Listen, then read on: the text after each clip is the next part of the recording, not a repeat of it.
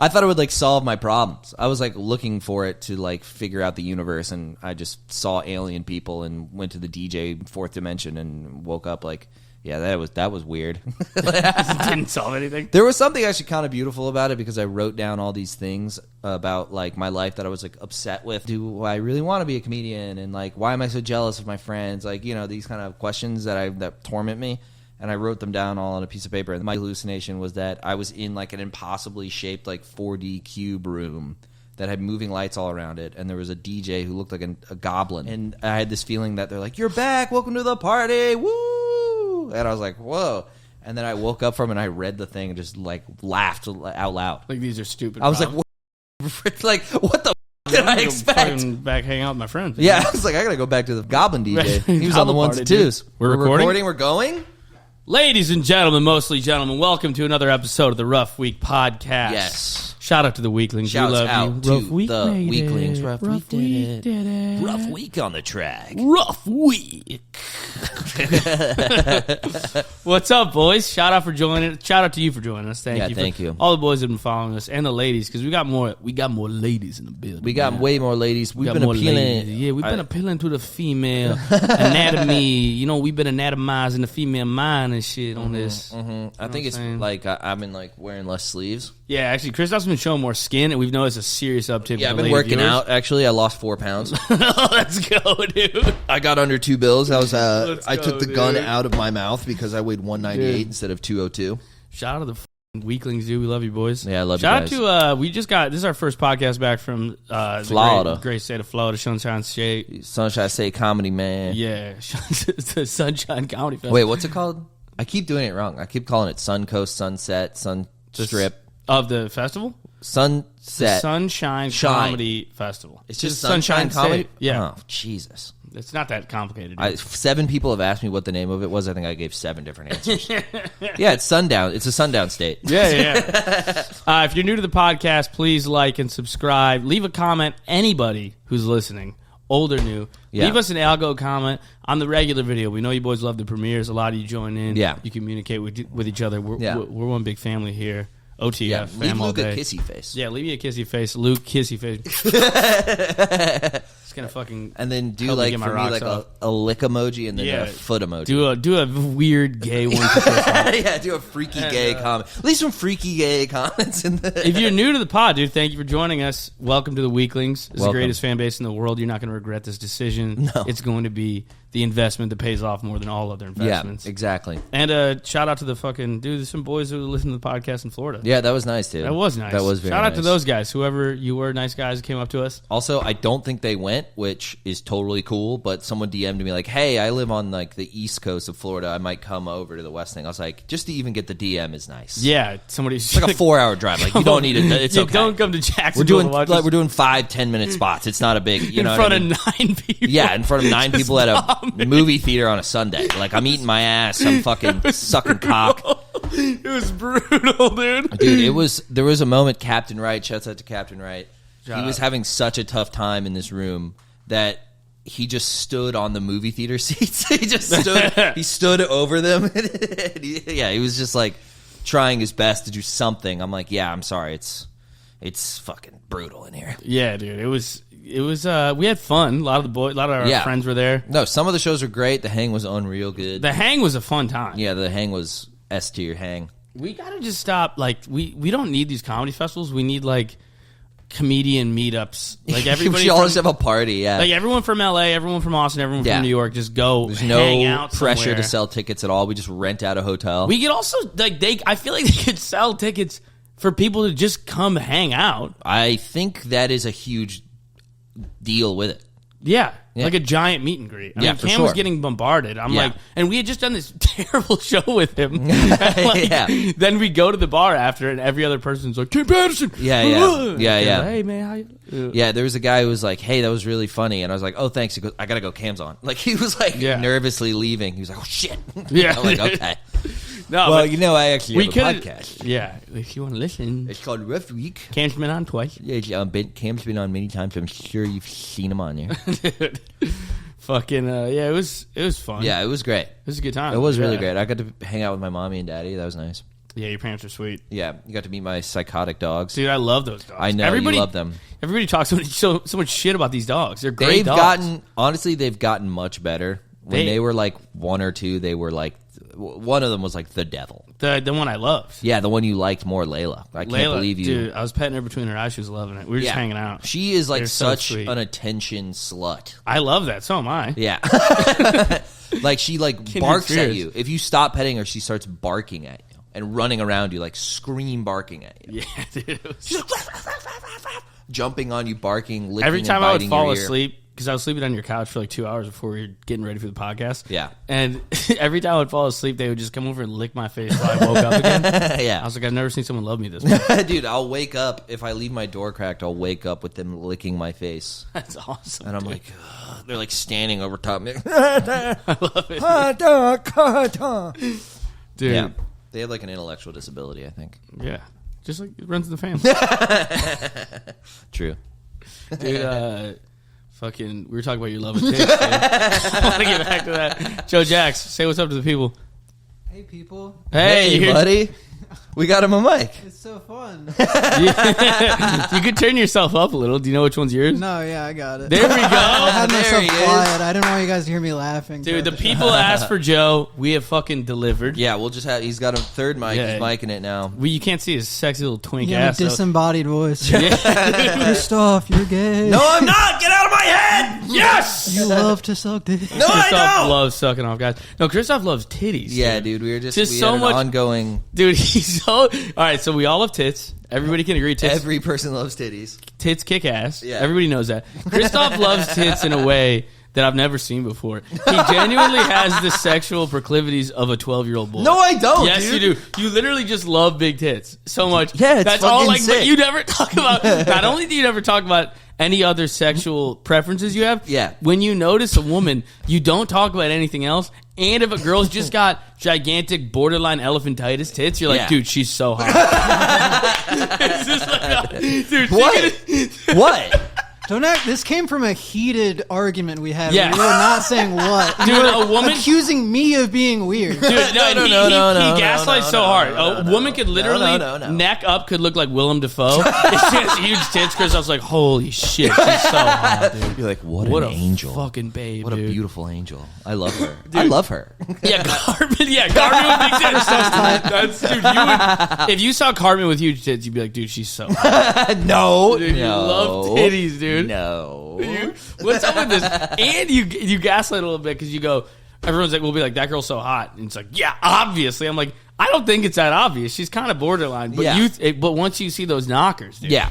No, Once you see the cans. I was at a restaurant with this person who I don't really know, and the waitress had giant boobies, and he was like, "Oh God, she's so my type," and I was like, "Yeah, she has they're this size of my head."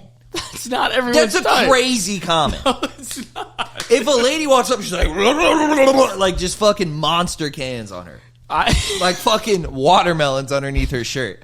And a guy goes, she's my type. You're like, the hell? I don't think that's everyone's type. I think you're... That does not sound that appealing to me. Watermelons? Yeah, but you're like 4'8" and like 37 pounds, dude. No, You'd like tits die. that big could legitimately suffocate little Joe Jax.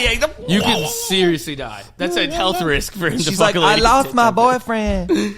No, yeah, dude. Where did my boyfriend go? I don't think gargantuan, like, triple F tits are necessarily my type. You guys are fucking... you guys are so gay, You dude. told me about that. You told me about that. Yeah, chick I before. prefer a small, little chiseled chest. That's my thing. I like big pecs and... It doesn't have to be one or the other. No, it's not a binary system, dude. You can have small naturals. Dude, he was showing Joe Jax his porn search, his porn Reddits, his subreddits that he subscribes to on Reddit. That's a when big, he goes and looks in JOs. When he JOs, he goes on Reddit to specific subreddits he likes. I'm thinking it's going to be, you're going to find out what kind of like weird stuff Christophe's into. Literally, it was like r/big titties. r/girls with huge boobs. I can read them off if you want. Please read them. Please There's read them. R bigger than you thought, which is really good. That's for like a girl who's wearing something kind of modest and she takes out huge tits. That's a really good subreddit. I'd really recommend that one. Okay. Brooklyn Chase, who's just like a MILF porn star. Ava Adams, giant ones, both giant ones on them. huge boobs, hardcore. Huge boobs, humongosaurus tits. These are literally Sofia Vergara. Humongosaurus tits. Sofia Vergara. Yeah. What about you? Must love Selma Hayek, right?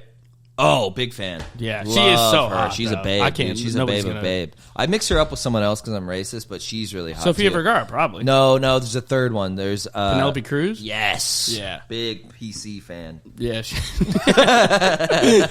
That's close. Don't switch those. Yeah, I'm the PC police. Yeah, dude, she's awesome. Yeah, humongosaurus tits is like a really good subreddit. Yeah, humongosaurus. Oh boy. Yeah. Yeah, these are just ladies with giant cans. Yeah, they're giant. This is very like 2000. You're telling me this is not. You're like, oh no, not into that. That's fucking whack. I hate Again, those. you're like, dude, it's not binary. I hate that bro. crap. It's not binary. Oh, look at that. Oh, those are kind of wonky. Yeah, those are weird. Actually, I kind of I like that. Actually. Yeah, you do love it. Don't pretend. No, but they looked at first, and then she started moving around. All right, let's like, see. And you're not into this. This doesn't do anything. This for lady you. looks ridiculous, dude. Dude, she's a beautiful angel. Is who you're talking about. Dude, right her now. tits are so big, the gravity has sunk them to the bottom half of the titty skin. That's how you know it's legit. That's how you know they're natties, dude. It's so I funny. feel like this is chill. This is everybody's entry into like heterosexuality, and you just never progress. Yeah, I used to. It's like you were molested by a lady with big tits, and now this is all. That's too much. No, that's your type. Yeah, you She love looks, this, bro. She looks like she's pregnant. Some guys love preggies. Yeah, I've seen that. I'm not really that. I mean, No. I don't dislike it. I think there's hot ladies with big. Like, I'm not against it, but it's not a fetish of mine. Yeah, first stone. Oh yeah, dude, I'm into the Venus of Willendorf, dude. That's my type. What's that? Look up the Venus of Willendorf. She was the first woman that was stoned to death. No. She was like carved out of. This is a fertility. It's a fertility statue. It's like the oldest piece of art ever found. It's just a lady with big fat tits. That's me, dude. That's Christophe. I'm like rubbing. I'm like, oh, okay. She's so much about Mesopotamia. I love how like this really highlights like just the male brain. Like she doesn't have a face. Yeah, this is She's how your literally brain just works. titties and hips and nothing else. She doesn't have a face. She has the body of Chris Farley, but she's got double D tits, and you're like, Look bro, at that she's so side hot. angle, mamma mia! You love boobs. Have you been with a chick who didn't have huge cans? Yeah. Okay, and were you like, this sucks? I wish it was No! I wish it was a guy. No, I definitely didn't. Think Okay, that. all right. I've been with all spectrums of breastitude. Spectrums. Been with a ton of retarded. They're all on the spectrum, you know what I mean? I've been with every kind of girl. They're always on the spectrum, though. Dude, fuck this girl with these huge tits. She's counting my pubes. Dude, yeah, I mean, I don't know. I don't think any of my GFs have been actually on the spectrum. No? No. We like to joke about it, but I don't think I'm on the spectrum. No? No. We like to make jokes, but I'm not. I jury's out for me. I don't know if you are or not. I'm like, sometimes Why would I be? What do I even do? That's not even. Your weird fear of textures. Like what? Slimy, gooey. Like you don't like. Stop! Slimy, gooey. You don't like that stuff. You'd hate to be touched. Yeah, I'm not a big touchy person. Yeah, that. Can I throw one out? Yeah. I was at Christophe's house once. Yeah. And I think I opened your drawer to like get something that you asked me to get, and it's just like 30 keyboards. And I was like, "Why do you have all these keyboards?" And your reply was, "'Cause they're awesome." Okay. I have a small collection of mechanical keyboards. Okay, so now we got three. Fear of textures. Fear of textures, fear of human contact, human touch. Every and person I've shown these keyboard keyboards. collection. Every person I've showed these keyboards has been like nice. Lack of dexterity, I would say. That's gotta be. just, I'm a klutz. Yeah, but that kind of, I feel like autistic people are more likely to be klutzes than regular I guess. folks. Probably. So that's four. That's 4 things. No, I took an autism test online. Yeah? And I got like way below. I'm not even close. Really? You had to get like a 60. It's out of 120. I got like a 58. I got like a 25. Okay. All right. We should all take autism tests Yeah. and all then right. come back to it. What if I scored higher than you? I bet you will, dude. You fucking asshole. You fucking retard. I hate you. You're so mean to me. I don't think I'm autistic. I don't think I'm autistic. Yeah, there was like an online autism test. I prefer to do things on my own rather than with others. How do we feel? I would say slightly disagree. Okay. Are we testing Luke right Yeah, now? let's test Luke. It's only 30 Slightly questions. disagree. Slightly disagree. Okay. I prefer doing things the same way. For instance, my morning routine or trip to the supermarket. I would say definitely disagree. I kind of just wing it. Every day I'm just surviving. I find myself becoming strongly absorbed in something, even obsessional. Definitely agree, for sure. Like dudes. Yeah. No. Josh Allen.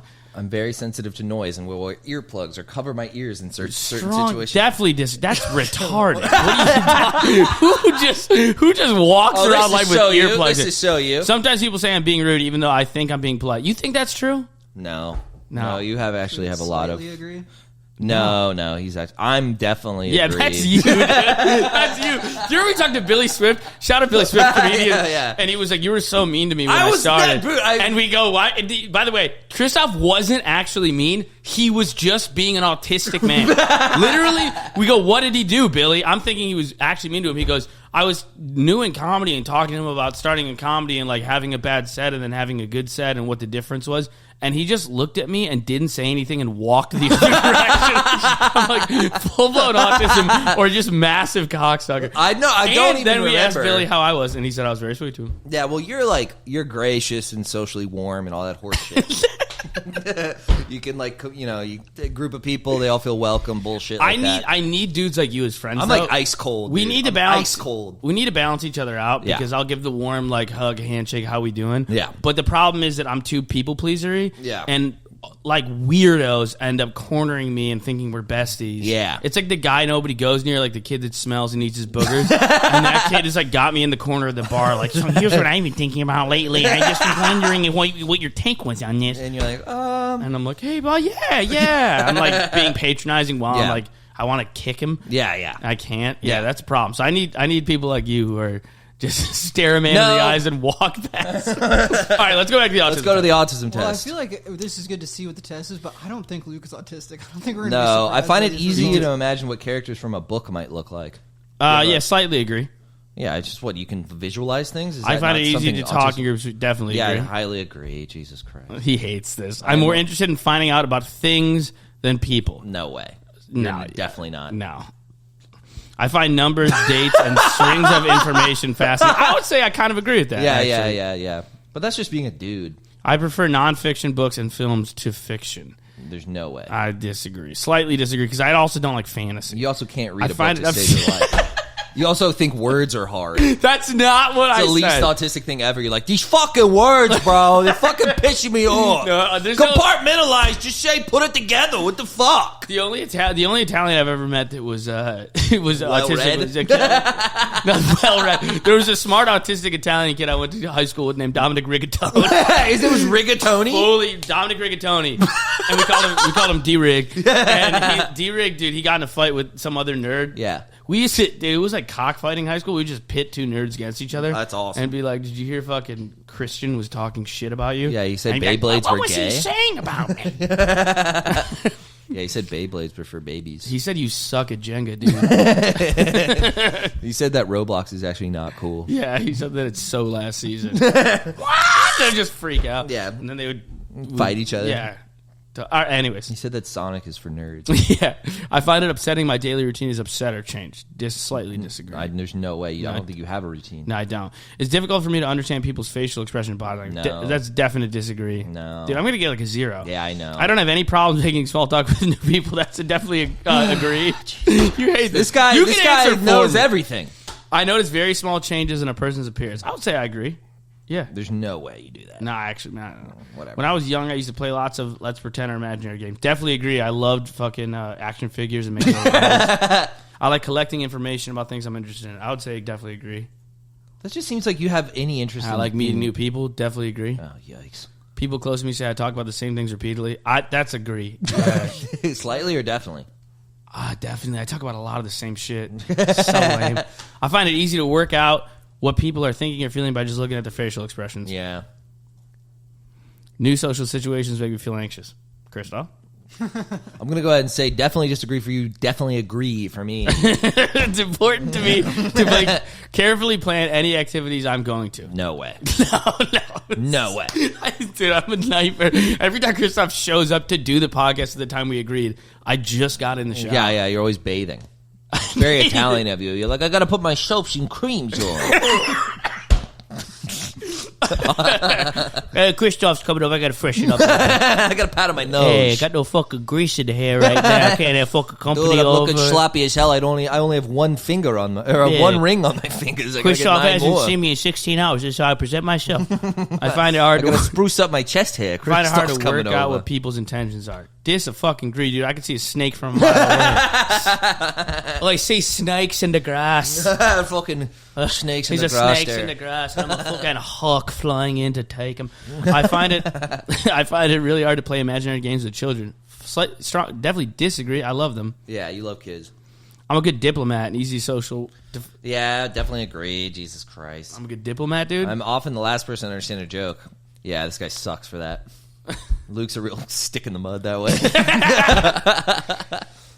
Disagree. Slight, I think.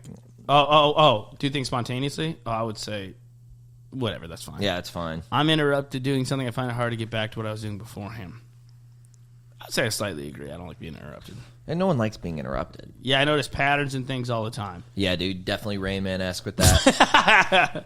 What would you He's like, have you seen this? Joe Jackson's answering for me. I thought Christophe might. That's definitely agree. That's a definitely agree. I have very strong interests, and I get upset if I can't pursue them. I can tell if someone else talking to your board. Yeah, you definitely can. Yeah, I hate that. Let's see. You are... You're autistic. I have a few tendencies. Yeah, everyone's on the spectrum. You're not... I got a 9 out of 30. Yeah, that's pretty good. Borderline indication would be 16 to 19. Yeah. Okay. Yeah, you're not autistic at all. You experience very few signs of autism. Probably you're not autistic. Woo! I think you would be right in that borderline. You would be like a 17. I think I'd be 13 to 15. No, I would not be Joe strong likelihood. Strong likelihood, dude. No flipping way, dude. There's no effing flipping way.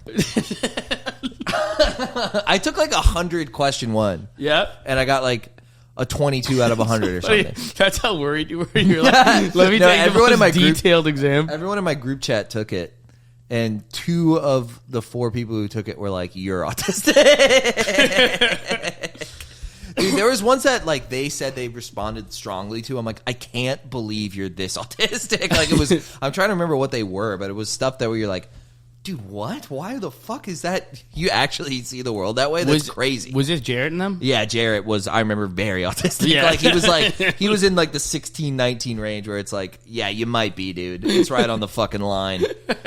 It was literally like texture things like I can't sit on cold chairs. And you're like, what the fuck, dude? It's like I often notice the way my socks feel against my feet. I'm like, what the fuck is wrong with you, dude? You fucking freak. No, sorry to all artistic homies, dude. No, shout out to the boys. We love the boys, dude. We love autism. We're pro autism. Yeah, we're definitely pro autism. Yeah. Yeah. I stand with my autistic brothers, Yeah. even though I didn't test well. I'm sorry I didn't test well, fellas. I know a lot of you boys are holding back demons out there. They're like stimming at their chairs at home. Damn it. No! Yeah, I do. You know what I did notice that I do love, which is very autistic of me? Like, this is so baby mode for me. But if I'm, like, feeling anxious for no reason, sometimes I'll wake up in the middle of the night like, I'll rock back and forth. You rock back and forth? I'll rock myself to sleep, and I go back to sleep. That's like going back to when you were a baby. I'm, like, self-soothing. I'm like, I'm okay. Everything's fine. It was just a bad dream. Dude, I'm 27 years old. I'll rock myself back to sleep. We found out cats like to be swaddled, so we've been swaddling the cat in our shirts. It's fucking awesome. Like in the make a little hammock. Yeah, and then hold him. Oh, jeez, he loves it, dude. It's awesome.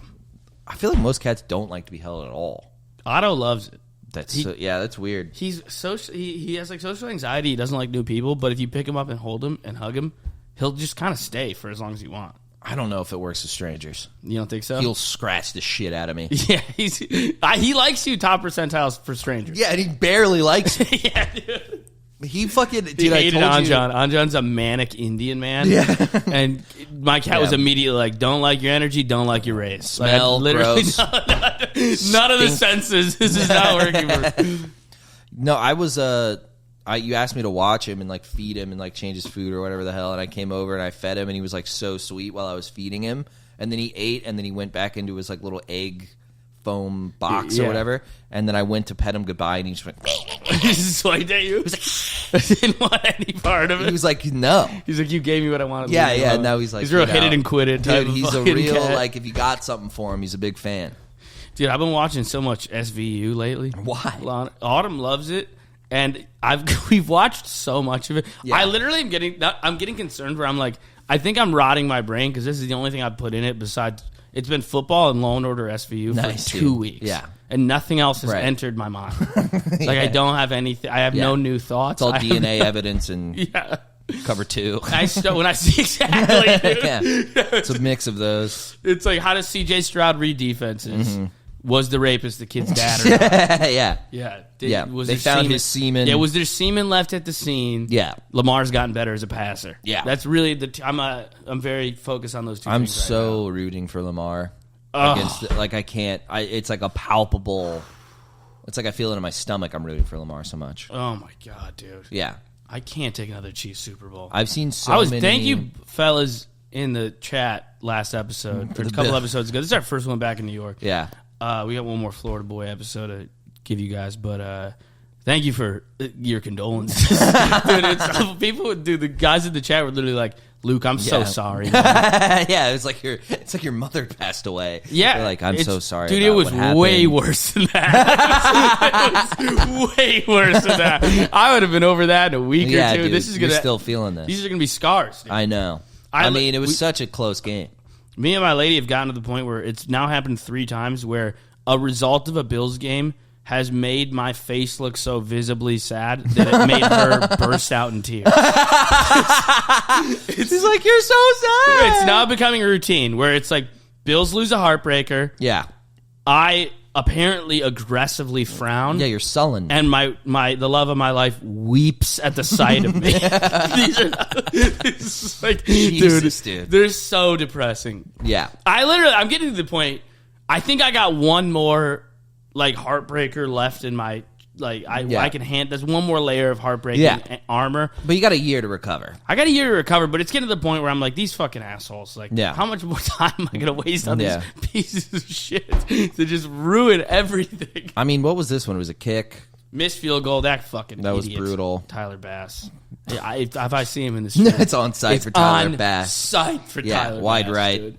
Wide right. Wide right again. Wide right again. Wide right. They say wide right. They said it couldn't happen again. It happened. Wide right. Wide right. You'd think one of these times it would go left or even center, but no. But right. It went wide right. Yeah, I mean that was brutal kicking conditions in his defense. It's 44 yards, dude. I know it's not a short field goal. It's not a long one either. Yeah, I also am like, we couldn't stop Mahomes at all. I think I'm of the opinion with both offenses were really playing extremely well. Watching those two go at it is kind of the coolest. It's the greatest thing ever. And Josh was playing out of his mind good. He was fucking undo the pass to Shakir in the corner. So good. Ridiculous. That in the fucking lateral when he was scrambling. So sick. It's the coolest thing I've ever seen. Oh, he's and then so they go fun for to it on watch. fourth and make it. I'm like, this is the coolest offense ever. Yeah. It's the coolest quarterback ever. He's the best, dude. He's incredible. We need a receiver. If we got to draft don't a really receiver. have anyone. Diggs is falling off. Yeah. He's falling off. Yeah. He's a bit of a diva. Kincaid's been playing well. Tight end's been playing well. Yeah. He dropped to some easy one, though, I think. Early. Yeah. Kincaid's good. James Cook, the running back, dropped one. Yes. He drops one every game. Yeah. You know what we need is just a couple more heads-up players. Yeah. A couple more hardworking guys. Mm-hmm. Some smart route runners. Yeah. Hardworking guys. Like guys, an Edelman type or... something like a Wes Welker. Like a dude that studies film a lot, you know what I mean? Yeah. Someone who didn't get there by first one there, last to physical leave. talent. Yeah, exactly. Yeah. A guy who was underappreciated but worked his way into the position. Yeah, exactly. Maybe some guy who played like D2, or something like that. Just a guy from a 2-parent household. Didn't get a scholarship. Didn't need one, really. That's what you guys really need. A Cooper Cup type. Yeah. A Riley, what is his name? Riley Cooper, the guy who said the N-word? Yeah. A Riley Cooper type. Yeah, dude. That's who we need. We need Riley Cooper. Yeah. It's so funny that Gators offense, it was Aaron Hernandez, Riley Cooper, Tim Tebow. It's like two closeted gay guys, one who's a murderer, and then a racist. They're like some of the best. And the Pouncey twins, I think, were like, didn't they punch a guy in the head or something? Yeah, they've beaten up a couple people. Yeah, the Pouncey twins. Pouncey twins have kicked some ass. Yeah, dude, they're fucking ass kickers. That must have been the funniest locker room ever. Yeah. Unreal. Can you imagine, like, it's just those three guys in the shower? Yeah. Like, man, Aaron, we should really pray together. Bro, I'm not gay. I'll freaking stab you. I'll fucking kill you if you say I'm gay. I'll kill you, bro. Like, I'm not gay. So is that why he killed the guy? Is that they found out he was gay? No. He was just CTE crazy. Dude, where Nick's Comedy Stop in Boston, old school comedy club I like started performing at when I first started. It would turn into a nightclub after comedy was over. It wasn't like a full, real comedy club.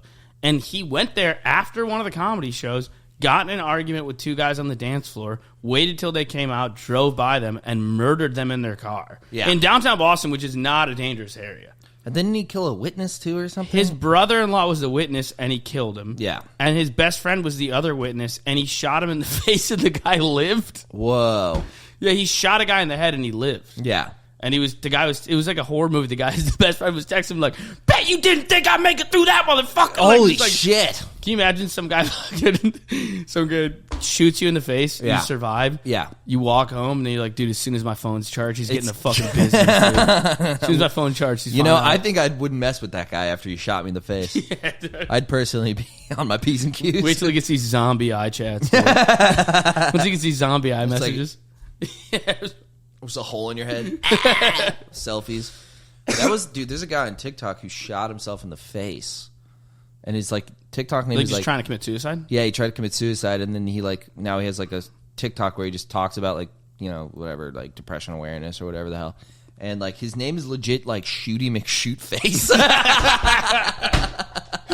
I swear to God, it's Shooty McShootface or something like that. Yeah, Shooty McShootface. That's his literal name? It's his name, yeah.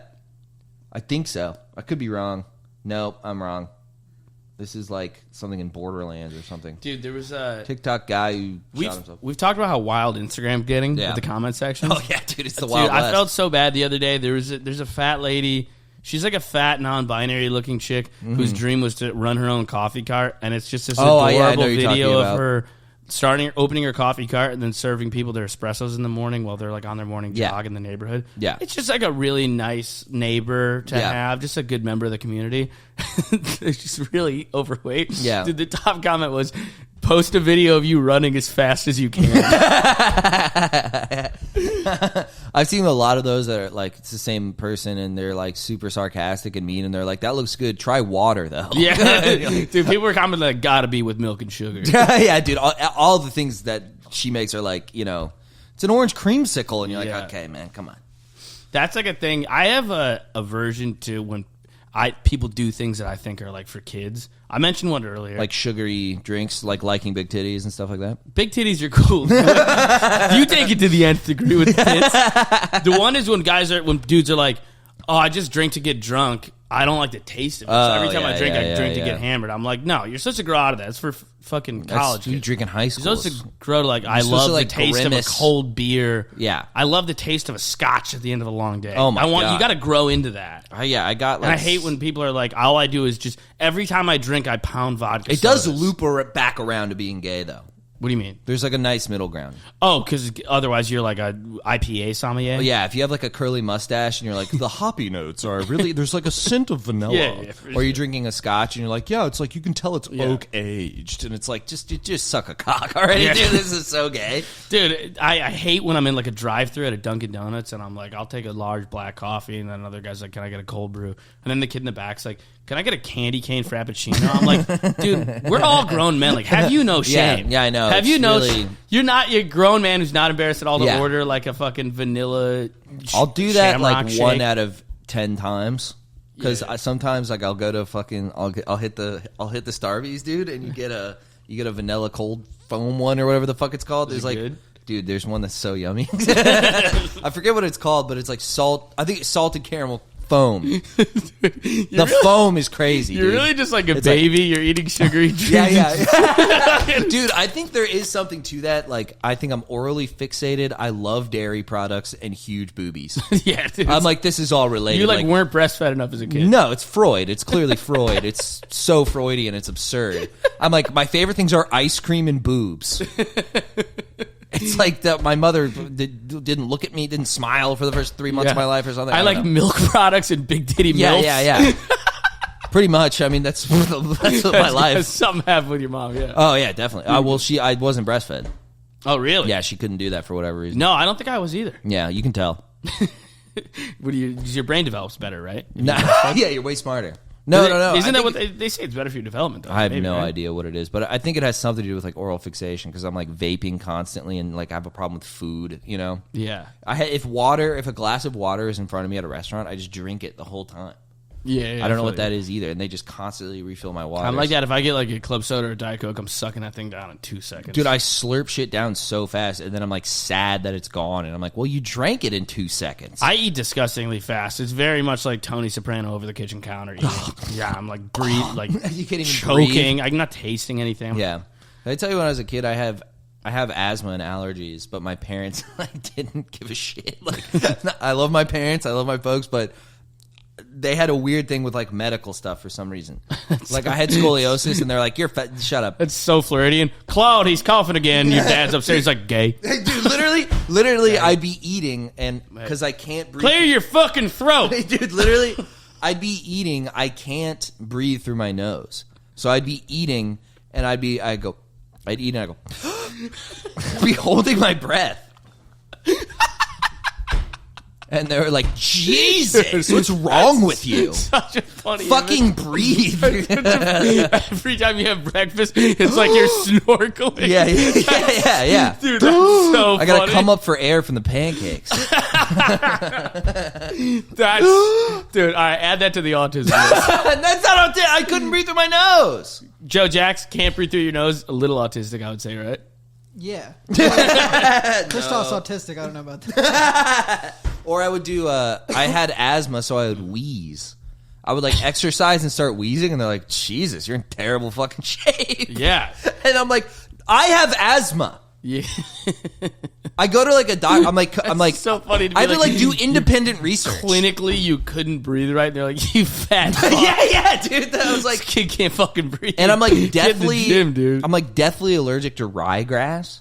And when I was What is ryegrass? Ryegrass is like, you ever see the twig and it has like little black specks? Yeah. That kind of grass. It's whatever. It's like that whatever You species. pull of it grass. up, Joe Jax. I want to see ryegrass. Yeah, but it has like that little twig, and then it branches out, and there's those little black flecks on it.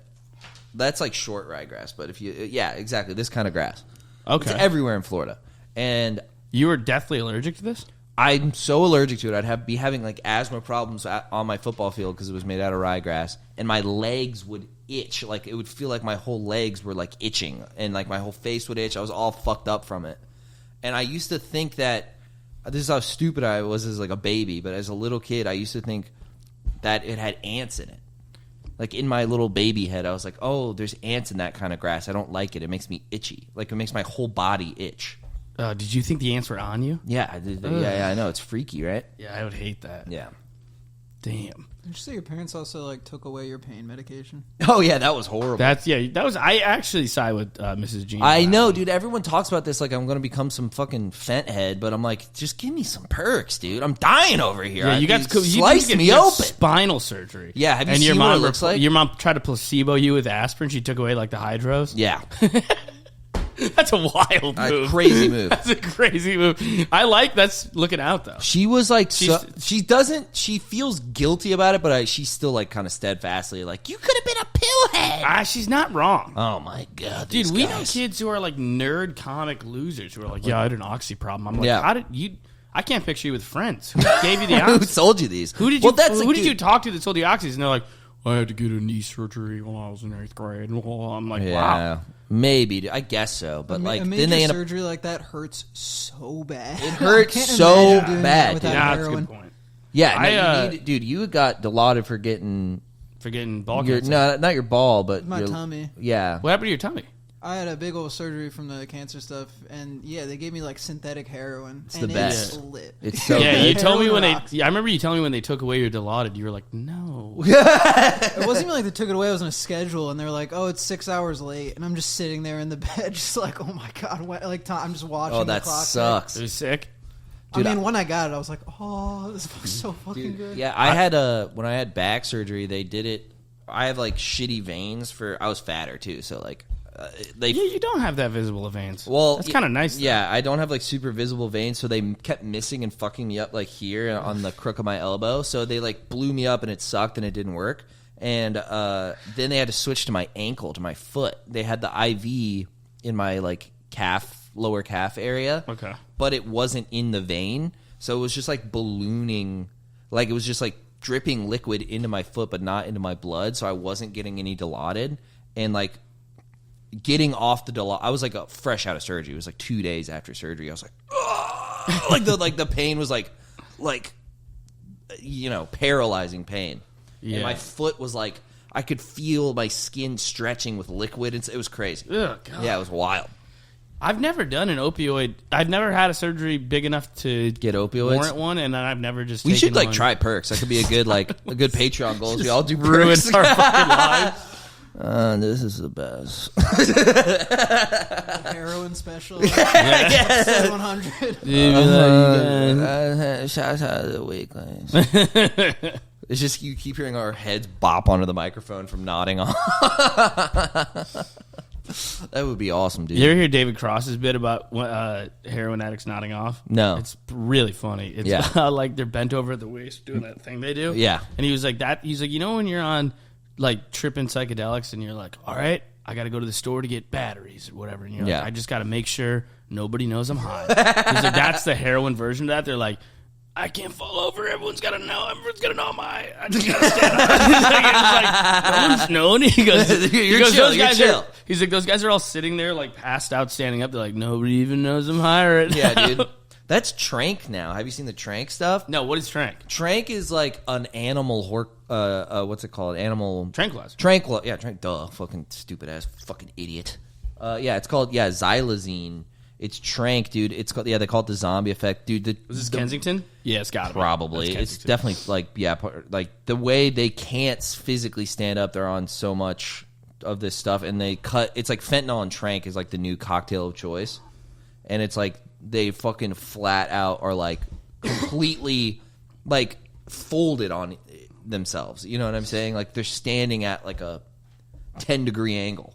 We're really like our bad stereotypes as a country are so bad. Yeah. Like if you think of like the UK, it's like, oh, they're drunks with bad teeth. Yeah. Here it's like they're morbidly obese heroin addicts with guns. It's like if you're like a cartoonist drawing a picture of like a retarded American. Yeah. You're like, he's a pill-addicted 300-pound man with an AR-15. Yeah. It's like we have the worst stereotype. It's the coolest guy ever. He's kind of, he You're would just be describing Alex Jones. Dude, I saw a clip of it. What was he talking about? We should bring, did I send it to you? Yeah. It was so funny. He was talking about pedophiles. Yeah. I like women with big. That's you. You're Alex Jones. He's like, I like women with big tits and asses. He's like, not like you pedophile fucks. I don't like kids. I like grown women with tits. That's you guys. You guys are pedophiles because you don't like big honking boobers. Joe Jackson could no joke get away with pedophilia. Everybody would just be like, yeah, that kid's a little older than the other kids. Look at those two 15-year-olds. They're in love. They'd be like, that's kind of weird, a 15-year-old and a 13-year-old. He's like, oh, young love is so beautiful. I guess if the parents are cool with it. Yeah. You're checking her ID when she's around you. Dude, you could go full Lady in the Tramp on a minor. Nobody would even think it was wrong, dude. You're like, look at that adorable lesbian children. Got your ass, boy. It's not true. Yeah. You're adorable, dude. Yeah, you're Joe Jax. Well, me and my girlfriend, Joe Jax has we've talked about it before. There's a demo of ladies he has on lock. Yeah, no, that have nothing to do with us. They want nothing to do with us. They don't want to be within 20 feet of me. No. They don't want to hear a word that comes out of my mouth. They don't want us caustic. Yeah. The demo is bisexuals. Yeah. That's Yeah, my main Bisexual demographic. men, women, children, Yeah. whatever. I probably I'm dated, imagining- 2 girls that weren't bisexual. I'm imagining like a sexy, petite, pixie cut, patchwork tattoo, bisexual hipster. Yeah. What is my GF or just my entire body count? Just about your entire body count. That's most of them. Yeah, I for finally met sure. a normal girl. I feel insecure because she's like, I don't have any tattoos on my face. Well, that's right. You did. You were going around with a girl with a tattoo on her face for a She second. was actually the least crazy. Yeah, she was nice. I liked her. She was the 3rd girl I did with a little peep tattoo. The second one was like, this is a coincidence. The third one was like, I think You Lil have a Peep is, thing like, going. looking down on me. She's like, All the Switchblades, all Joe the- Jacks. All the chicks Joe Jackson's fucked have a combined like 60 million Twitter followers. It's a bunch of. It's all Twitter hoes. Yeah, dude. Dad. Chris, It's all Tumblr. It's all Tumblr like originated all of this. all of the sexies received were in lowercase. Yeah. That was Ramona Flowers' fault. Yeah, true. She ruined an entire generation. of Gwen women. from Total Drama Island. Wait, who's Oh, Ramona yeah. Flowers? From oh god, look at you. Well, who is it? Look at you. Is this my whopping out right now? Yeah, you're whopping out right now. All right. Ramona Flowers, Michael Cera movie. What is it? Scott Pilgrim. Oh, Scott Pilgrim. Oh, She's the one on rollerblades. It ruined girls thinking they should be Ramona Can- Flowers. can It you bring ruined her up? me. Yeah, look up Ramona Flowers. she's a character in. I saw this when I was like 10, and this changed my sexuality. Oh, okay. Yeah, this is like Yeah, all right. This This is is Joe's just Bushwick. sexual This is awakening. just Bushwick. yeah, it's Bushwick. This is just Bushwick. It's human. Yeah, it's like every Okay. chick thinks There we that go. they're this because she's like quirky and like in a band and or whatever. Yeah. Well, she's not in a band. She almost got like a Harley Quinn look to her. Yeah, it's like it's a specific genre of like manic pixie dream girl. That's what they call it. Ah, okay. Yeah, it's like I think the equivalent was like Zooey Deschanel for like millennials, like kind of a twee, like she has like red glasses and she's like an art teacher and wears like overalls with like white and black stripes, and she's like Zooey Deschanel is what I think of. yeah, like. it's like New Girl. This is these It's women like the want, new iteration. These women want so little to do with me. It's so fun. I couldn't be more opposite. Yeah. I just a loud, angry, racist Italian. They're just like a loud, What the hell? a loud, angry Italian man like talking about the Chinese. Yeah, they're genuinely like disgusted by like our presence. I think Yeah, no, it's not a good look for everybody involved. yeah. They like soft, and I'm like all like razor sharp edges. I have very Yeah. sharp edges. Yeah, me too. Yeah, All I You have do to have sharp edges, All dude. I have to do is show them a picture of me in drag. Yeah. I want to have sex with yeah. you. They're like, oh my god, he's so open. I think you could definitely snag some hipster girls though, just off look. I think that you'd be I'd like bait and I'm, switching. Yeah, I'm catfishing. You're catfishing a Then bit. they hear me like say something bad, and they're like, "Uh-oh, he's Yeah. one of those." But there's like a lot of people like me now. I think who have like Yeah. maybe a more hipster aesthetic or like taste in things or whatever, like movies and music and crap like that. But they're still just edgy white boys, like deep down inside. Yeah, I think it's pretty common. dude. There's There's the Paul Thomas Anderson fans of the world. Dude, I was thinking like, do you remember when like PTA's the fucking man? I love. Yeah. Have you seen Magnolia? Yeah, it's so good. Dude. One of my favorites. It's unbelievable. I know. There Will Be Blood's amazing. Yeah. I mean, Boogie Nights is fucking. I saw Boogie Nights when I was like in. I liked Licorice Pizza. A lot of people didn't like it. It wasn't for me, but shout out PTA. I I thought the knew- actors sucked, and it was very gay, and didn't get any less gay. How is it gay? It was just like this, like quirky, passive aggressive flirting, Yeah. over and over, and neither of them were very good actors, and I just didn't feel like it really led anywhere. It didn't And lead anywhere. I don't mind that if it's like because you can feel the sadness in the air, like Lost in Translation. Yeah. Lost in Translation doesn't lead anywhere, but you're filling in so many feelings with like feelings of your own. Licorice Pizza, I'm just watching two teenagers annoyingly quasi flirt, and Yeah. neither of them are very good. Well, they're at not acting. teenagers. One's 12 and the other's 30. Yes, the other thing. Yeah. That was the only part I liked. That I loved. Yeah, no, it's, I was a big fan of that. Well, it is funny that what I kind of love about that movie is that it doesn't go anywhere and it's just kind of funny. And then there's just a pedophile in it. Like, Yeah. they do nothing with it. It's like kind of hilarious. He also just doubled down on it. He was like, I just thought it was a good detail. He's like just weird. I don't know. It's just Thought it was weird. kind of sick.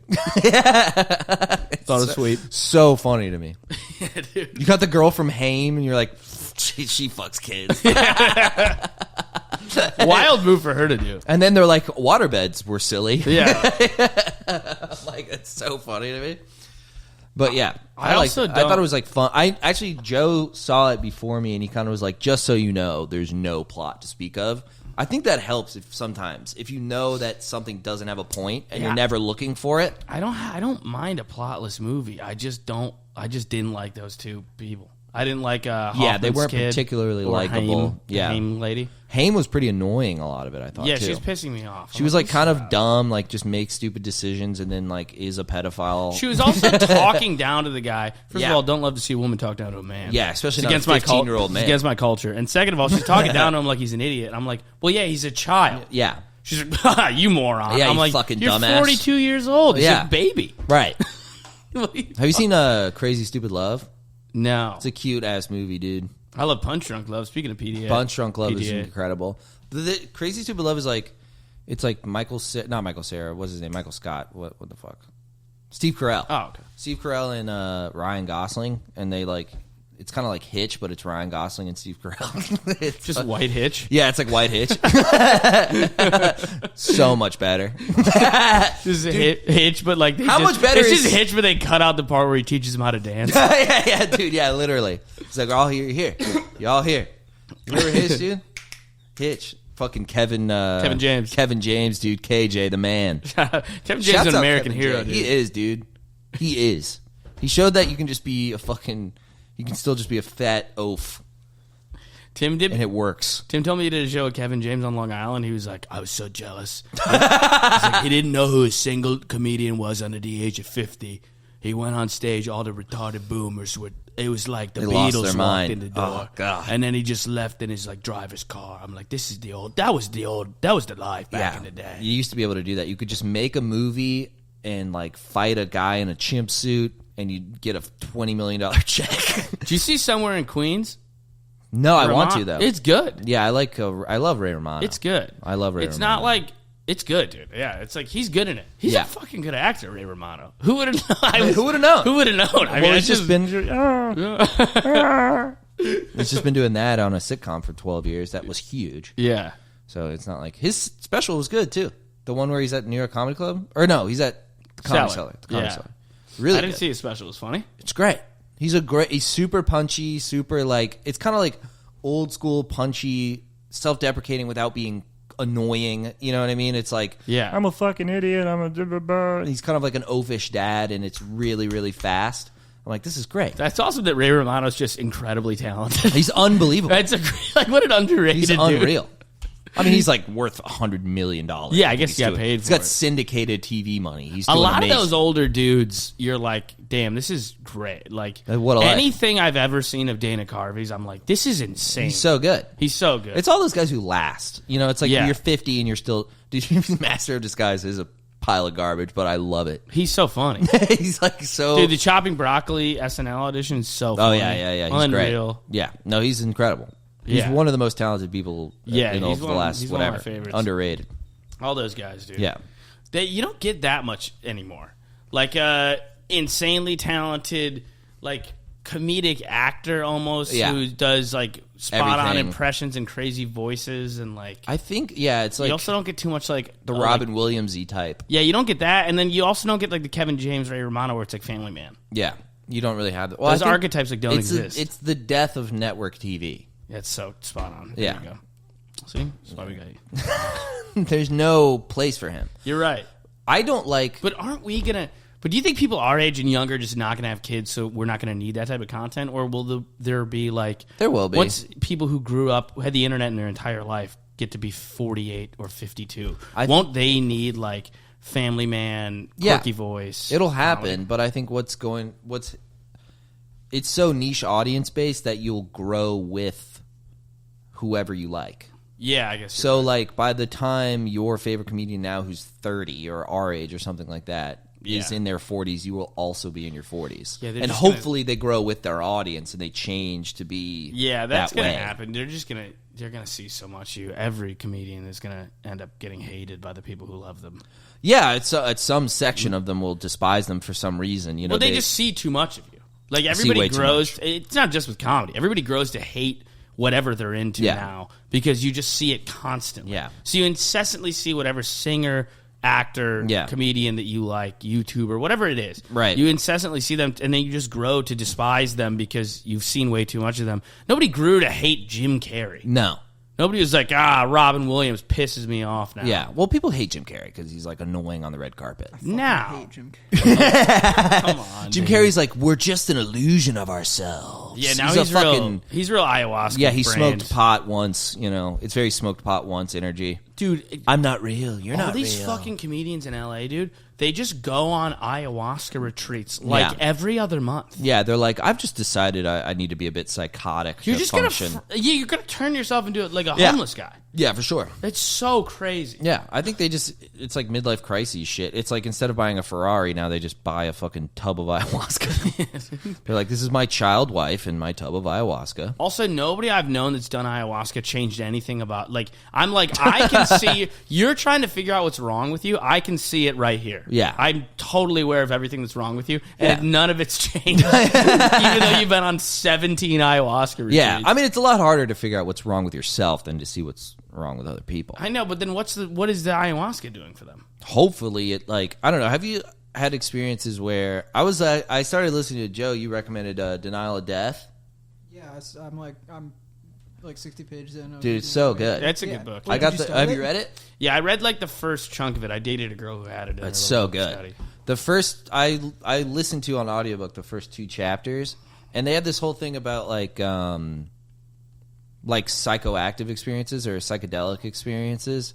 Like, do you ever have that like sensation that like, because it's all about death and stuff, and like forgetting and repressing that you're going to die, and that your unconscious doesn't really know it's going to die, and that your ego knows, whatever. But the whole point was like, there's psychedelic experiences where you can like truly live in the moment and truly not think, not ruminate on your own dying, you know? Yeah. So I feel like these guys, they get obsessed with like Hollywood shit, and it's obviously fickle and, you know, whatever. It's like being rich and famous doesn't make you happy type shit. They can't live in the moment, blah, blah, blah, blah, blah. So they like turn to ayahuasca because they spent the first 40, 50 years of their life trying to achieve some sort of fame and money and realize it doesn't make them happy. So they're like, have these ruts, have these like schisms that they've lived by their whole life, and they're like, I gotta take ayahuasca, get me out of this fucking rut, like I'm going crazy. Yeah, you're probably right. I mean, that's a pretty good analysis of it. I also, dude, I always think like, I think I know what to do to make, to in order to live a happy and fulfilling life. Yeah. I know what I would have to do to be happy and live a fulfilling life,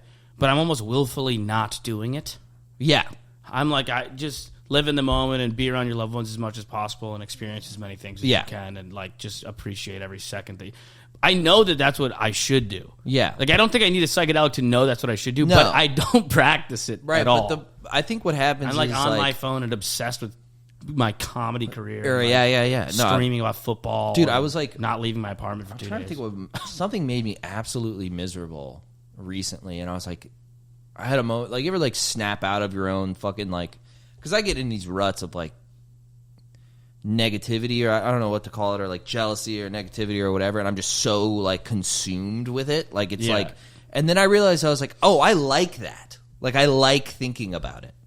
I don't know, it's hard to explain. Like, you're kind of like jacking off to your own like plight. Yeah, dude. Your cynicism Like, can be so masturbatory. Oh, yeah, exactly. That's a great way to put it. Yeah, cynicism can be so masturbatory. Where You're like, they suck and they don't deserve. They fucking blah blah blah blah blah. Yeah. And it's all just serving like, my own little gay brain. Yeah, because you're like, I'm smart. Yeah. I'm underappreciated. Yeah. That person's overappreciated. They suck. I'm smart enough to know they suck. Everyone else is too dumb to realize they suck. Yeah.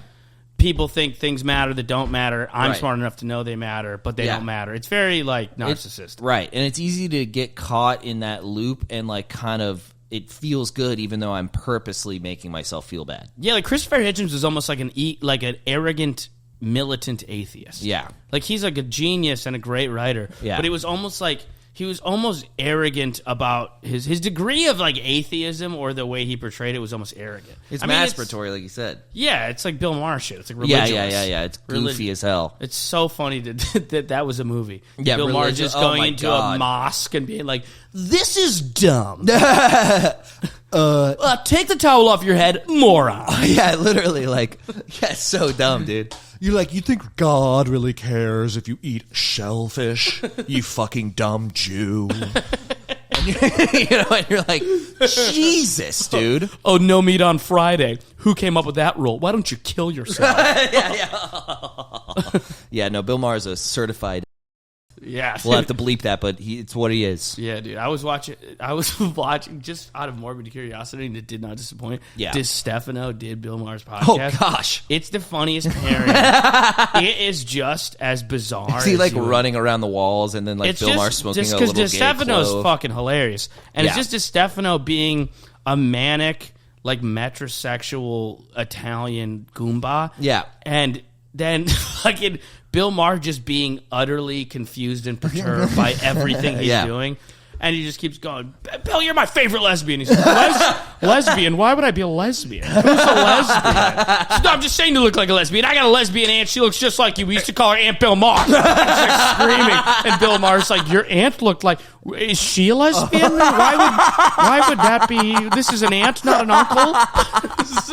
Dude, it was insane. He's like, I'm like, this is a crazy book. That's awesome. Yeah, it's great. You got to watch it. That sounds incredible. Like 2.5 hours long. That's so great. It's just chaos. It's I'd insane. love to see that. He's smoking a little clove. Just Chris Stefano's just sprinting around the little basement podcast studio. Chris is screaming about every time he goes to L.A. he wants to suck cock. And Bill Maher's like, "Are you having homosexual thoughts? I'm not sure I understand." Just not understanding the bit at all. No, just completely. That's so great. Yeah, it's kind of a perfect canvas for DiStefano's brand of like being so manic. It is I love great. That. I actually want, like it made me want people to be wrongly paired together on comedic projects more. Yeah, we should get someone in here who doesn't. Someone who just doesn't get us.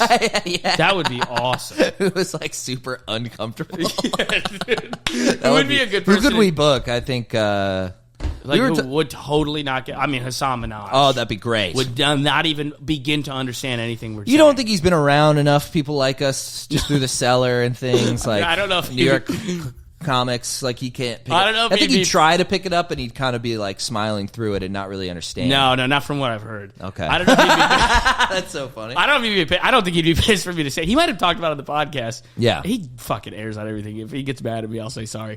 Racine made like a rape joke at the cellar. Yeah. And was like, there was a guy, this guy Aaron Glazer was like an improv guy. He had like raped women. He's a psycho. Whatever. Yeah. Allegedly.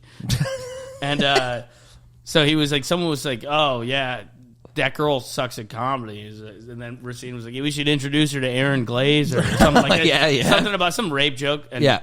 Hassan was like, Jesus, man, why would you say that? Just completely right over his head. But that's also like... He's like a hot, wealthy guy. It might be just like... And it's a 5-letter word, but, you know, virtue signaling or whatever. It's like... It might be that, too. Yeah. It's like willfully stopping the thing. Who's a guy that wouldn't get us at all, though? Yeah, we got to book them. We got to book someone who would, like, really not get us. I don't know. I think there's some people that would almost be bullying. That could be fun. Like who? Just like have our equivalent of a Tom Myers. Just certain guys, like Florida local guys. Yeah, who would do it. Like Billy Crystal would be great. We got Billy Crystal on here. That would be pretty hilarious. Unreal, dude. Dude, we got to have Mr. Mom on too. Yeah. Was that Billy Crystal? That might have been what's his name? Who used to be a stand-up. Mark Maron would hate us. You think so? I think I'd get along great with Maron. We're both like neurotic, like kind of uptight guys. I think we'd bond over like our shared neuroses over like but what happens when you're like cookies. I'd suck a dick if the guy who had big titties and like if what you're talking however we talk. I'd just steer the conversation away from that.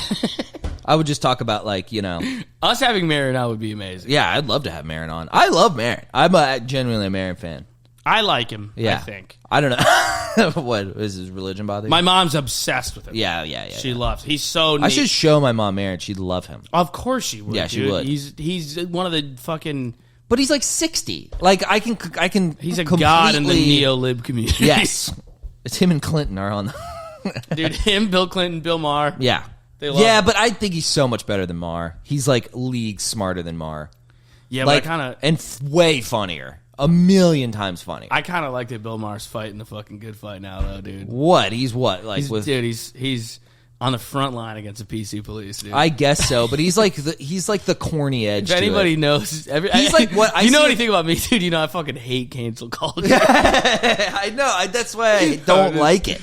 No, it's corny. No, that's what I mean. Like he's on like the corny side of it. That makes me want to be like, can we stop talking about this? I don't care. No, like, I feel you. No one's. He's like, they're coming after me. It's like no one cares, dude. You said the hard R N-word on your HBO show, and you're fine. Like what do you want? You're fine. But all boomers love the idea of cancel culture. Yeah, I know. They get off to it. Yeah, did I tell you that when I was home, I told them I made a joke in front of my family. I was like, I said it to my cousin. She's like 3 years younger than me. She's great, and I was like, dude, I'm fucking in a knife fight with the PC police, dude. Yeah. I'm ducking cancel culture left and right. Yeah. Woke mob's not going to come after me. Yeah. And my mom and her boyfriend, who are liberals, were just like, I know, right? I hate cancel culture. Like, just unironically, like, I'm so sick of wokeness. Yeah. And they're liberals, but they're like Bill Maher liberals. Yeah, they're Bill Maher libs. Just went right over their head, and my cousin just howling, laughing. It's like them not understanding it was ironic made it twice as funny. Right. Yeah, no, they don't. Yeah, I'm so glad my dad's like totally offline. Like he doesn't have any clue about any of this. Your dad's just fishing and petting his dogs and enjoying his life. Dude, he has no clue. That's great. Clueless. Yeah, I gotta just not have a phone when I get to that age. Dude, what he does, it was kind of infuriating to me because the Bucks game was on, and I'm a Bucks fan. I'm so stoked we even got to where we got. I'm not even a tenth as disappointed as you are. I was like, that's unbelievable. Baker played great. I thought you guys might win that game. It was close. I thought we were gonna get a fucking ticket Dude, to the bake it was sale. super close. Yeah, dude, one way to the bake sale, dude. Yeah, so it was, I tell you about my buddy with the bake sale thing? No. My one friend hates Baker, and why? I have no idea. He's an idiot. And me and my other friend just decided we love him for no reason. And we'll just text him all the time and be like, yo, Ben, you got your apron on? And like 10 minutes later, we're like, for the bake sale. He's like, I hate that guy. Shut up. Dude, why? I mean, he's like a what? He's just a like, mid-white quarterback. He's you awesome. Smell that, dude? It smells like muffins. Probably the bake sale. Probably a little close to the bake sale. right down the bake sale. Shake and bake, baby. Shake and bake. You got ancient Mike Evans playing great. You're like, he's sick. Phenomenal. He's so good. Yeah, underrated. That new tight end is great too. Otto something or other. I think his first name's Otto. Yeah. I don't remember, but he's great. He's really good. The running back is sick. Yeah, he's awesome. Rashad White is nasty, dude. They had some great players. Baker played great too. Baker played pretty well. I think they're gonna give him a little baggy. They better, dude. He's like the 50th most. He's like last place for quarterbacks. Yeah, starting quarterbacks. Well, he was abysmal. Last. Yeah, no, understandably so. But they're trying to make him a franchise guy, and he's like making like the league minimum. It's like kind of hilarious. But they gotta start giving some of these guys mid-tier contracts.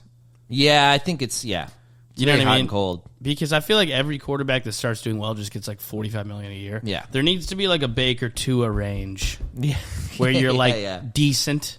Yeah, like there needs to be an amount of money to say we're scared of letting you go because we might get someone who sucks, but you're not that great. Yeah, but we could build a team around you. You're good enough, but you're not going to put it. We don't want to miss the playoffs, but we're pretty sure you're not going to win us a Super Bowl. Yeah, but that's enough for the next few years. Right. There needs to be that amount. And it's of like money. You have a great O line and a great defense. You could do it. Yeah, the Goff model. Yeah.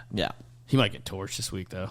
By the Ravens or not the Ravens? The Niners. Probably. Yeah. I mean, the Lions fans are so happy right now. I want Detroit to win. Oh, me too. I want them to win the whole thing. But it's not. They're not going to. Actually, I'm going to root for them. My lady's a Niners fan. I'll root for the Niners. Yeah, you got to root for the Niners. I mean, Purdy's sick. McCaffrey's the best player in the NFL. I would, yeah. Or best running back, I mean. I want anyone but the Chiefs to win. Yeah. I'm really happy with any of them. I like all the other teams. I really don't mind them at all. Yeah. Yeah, the although Ravens are sick, if the Lions sick. Win, the Bills are undeniably the saddest franchise in pro sports. We're undeniably the most depressing. Yeah, team. they would like take your place. Yeah, or you take their place. And they don't have that creepy dude. Do you know the Bills Stadium is literally built on an Indian burial ground? Not a joke. I looked it up on like 5 different sources because I thought it was a joke. It's not a joke. There's a plaque in the stadium. Literally. There's like 1,400 Sioux underneath. The haunting history of Highmark Stadium. That's awesome. To wake the dead. Typical packed house, making enough noise to wake the dead. And a tragic... What is this? Has someone died? There's an Indian burial ground. Yeah, the Sheldon family. I think that's the fucking Indians. The Sheldon family. However, an early Erie Indian village was not located on it. Okay, no, so it's not a... was built on Western New York Wenhashrana tribal burial grounds. The burial grounds are located under the stadium's parking lots and near Abbott Road. True. Jesus. It's real. That's so funny. Real. Why would you do that? There's so many places that aren't Indian burial grounds. It's not like real estate. It's not like fucking plots of land are hard to come by in Western New York. Almost everywhere isn't a burial ground. You put it anywhere else. It's also been the stadium that they played out of for like 40 years. So cheap. Yeah, that's such a good point. Dude, we got a great deal on the burial ground plot. Yeah, there's like a guy who wanted to start a pizzeria on that plot of land. He's like, I don't want my own. No, dude. It's gonna fuck up the garlic knots. You can't do it. No, the calzone will always come out burnt. Yeah, you don't want that, man. Something's gonna be off with the sauce if we do that. Gotta have good gravy. You can't have that fucking with the gravy. It's gonna fuck with the gravy. It's gonna fuck with the gravy. No way, can't do that. And then they were like, let's put a 80,000 seat stadium there and have the football team play there for decades. Yeah, that's brutal. Oh, but I was saying my dad, he records football games and then just watches them hours later. That's awesome. Isn't that crazy? Yeah. Because he just doesn't go on the internet, so he doesn't know what's going on. He can go for days without knowing who won a football game. That's awesome. If he just chooses to not watch ESPN. That's all so he has to great. do. I was like, dude, what does he do with his time? My dad, he's very like domestic. Like he cleans, he's very clean. Okay. He's very like gardens. Like he keeps the yard nice, he keeps the house nice. He goes fishing. He plays with the dogs. He does like kind of handyman-ish stuff for people. Okay. He like goes to the grocery store. He cooks. Sounds like such a peaceful He life. visits like old friends of his, like old so like nice. yeah, no, it's like the best thing you could possibly do. Have you tried to be on your phone less? I should. Have you? It's driving me crazy right now. Are you doing it right now? No, I just need to. Oh yeah, I should. Let's do it. You want to do it? What's your screen time? I can't even do it. I want to see what my screen time is. How do you? I'm gonna be disgusted, dude. I can't look at that. Let's see here. It's like weighing. I don't weigh myself anymore because I've got to the point where I'm like, I just don't even want to know. Yeah, it's that and see. screen time. Let's see what my daily average is 5.5 hours. Yeah, dude. Mine's gonna be so much worse, probably. You think that's pretty bad, right? I think so. That's a lot of time, dude. That's so much time. Almost I'm awake for 16. A third of the time I'm on my phone. That's almost 40 and I sleep hours more a than week. that. It's probably It's almost 40 hours a week. I'm putting in a full-time job. Yeah, that's pretty bad. Oh God, I can't see it. I'm gonna be depressed. Oh, come on, just look at it. Come on. All right. How do you see it? You just like swipe to the left, like where you search, and then you scroll down, and then you'll see like these little graphs. At least that's what it is on. No, I don't have mine set up. You turn that shit off. No, I'm not. Yeah, I'm not turning it on. Nope. What do you think it is? Ballpark 6, 7, 7. If yours is 5.5, I think it's 7. Yeah, probably. I'm pretty bad. It's so embarrassing. But to be fair, I do just like. I mean, I'm on the train. I listen to music or whatever. That counts, you know. Does it count? Yeah. Okay. Maybe it doesn't. I don't know. If it's off and your screen's off playing Spotify, I don't know. If that's just how many times you're looking at it, that's so sad. Yeah, it's so sad. That's like really talk bad. About fucking ayahuasca revelations. Yeah, you got to do that. I'm preemptively terrified to be like 65 and be like, I wasted 7 years of my life looking at my phone. Yeah, I think the thing is too is like it does physically change stuff. Like I know mushrooms do that, where it like makes it so. I forgot what they did. This is like a very much a bullshit podcast moment. Don't get your information from podcasts. But I swear they did a thing where they did like addiction stuff, and they're like, okay, we got people to quit cigs, and then before they tried to quit cigs, they took mushrooms, and it was like the average time it took to be off of nicotine was shorter for the people who did mushrooms. Yeah. I don't know the difference, but it was like, it took them 4 weeks to totally quit smoking cigs, like wean themselves off, and it took 8 weeks for people who didn't take mushrooms. Interesting. It like literally like lets go of like certain like addictive, like Ibogaine is like a big one, and that one's like not fun. No one has enjoyed Ibogaine ever. What is it? It's like this thing called Iboga or something like that, where it's like this psychedelic thing that makes you it seems like it just makes you terrified for 8 hours, and then people do it to like quit heroin. Ugh. It's like the worst experience I've ever seen. They're like shitting and throwing up. Like ayahuasca at least seems like mystical and fun, and like you see the jaguar. This the is forest just the shitting. This is just the shitting and the scaring and the trauma replaying. Just a nightmare. Just literally a waking nightmare.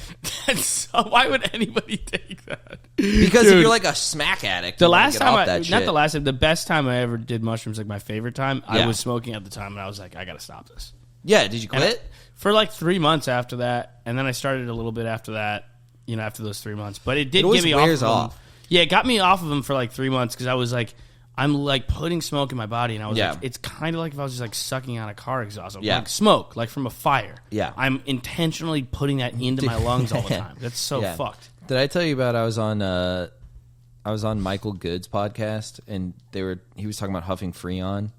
Did I tell you this already? His friends used to huff Freon, and Michael like talks about how they used to do it. And then he posted a clip of it, and the one comment on it was, that's not how you huff Freon.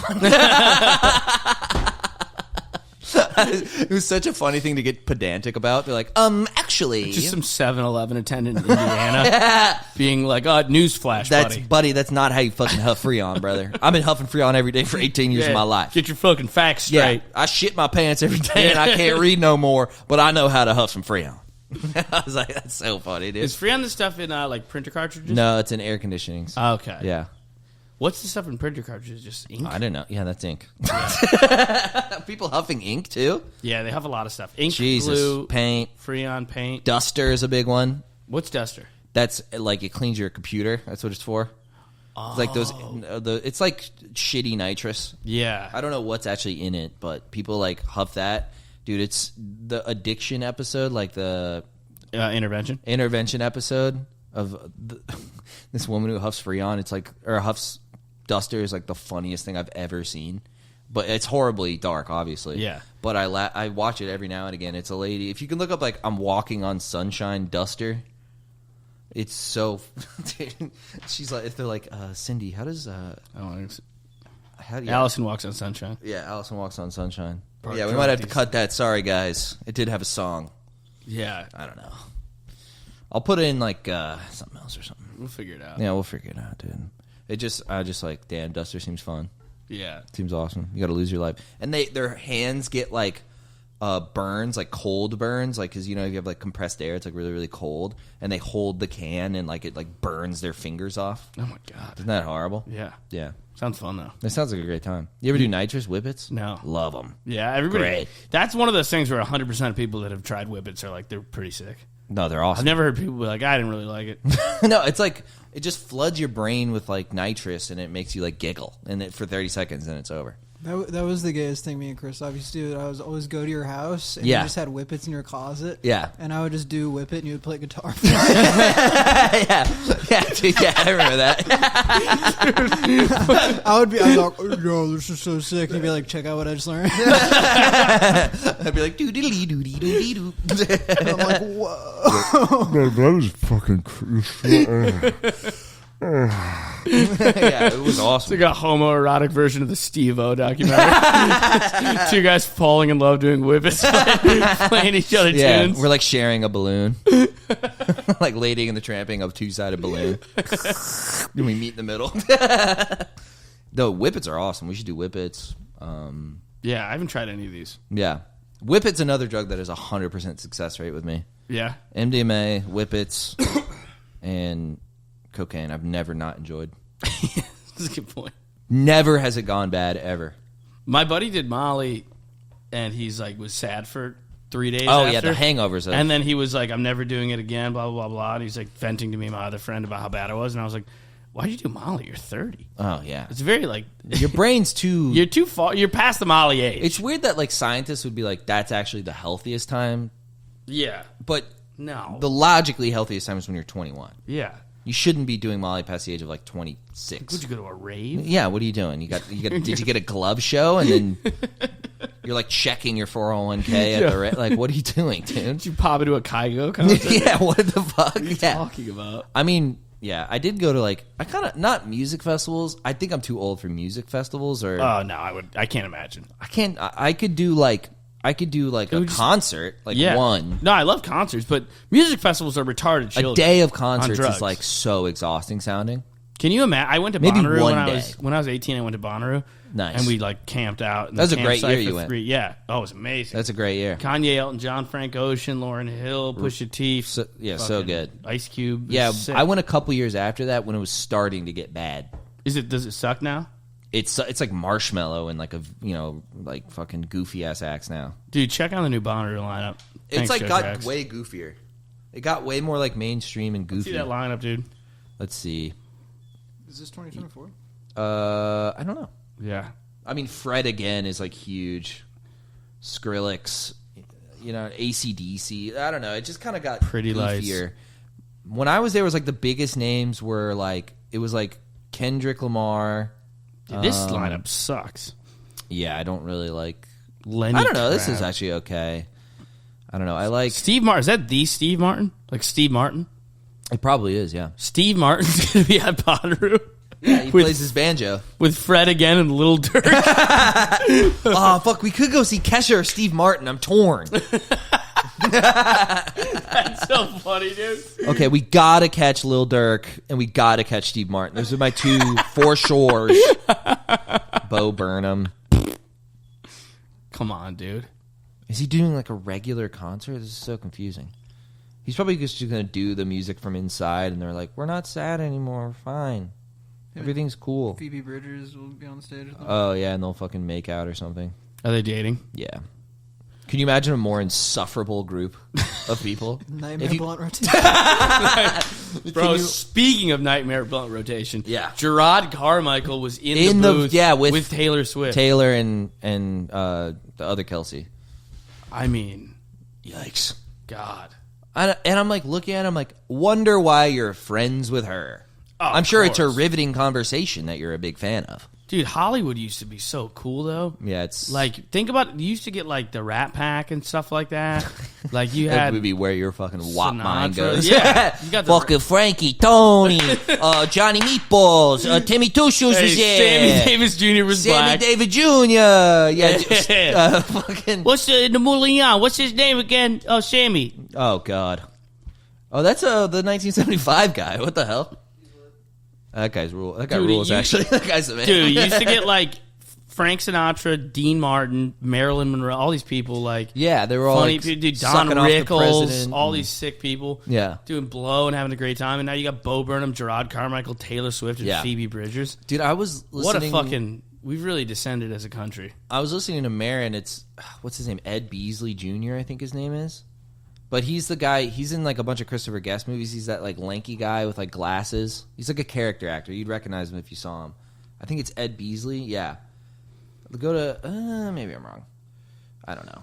What was the guy talking about, though? But anyway, he's like an old school actor, and like his dad was old Hollywood, and he's like in his 70s now. This guy, but he was like having fun in the 60s in Hollywood was like the best time ever. Like I can't think of anything better. He was like a cokehead and like he smoked a joint with Charles Manson and shit. Like he was like telling these sick. wild ass stories. I'm like, yeah, there's nothing even close to that anymore. It's not even close. It's Dude. like so sterilized. Cancel culture. Yeah, dude. Dude, the boys are fucking in sync right now. Everybody hates censorship. Everyone's all my homies hate censorship, dude.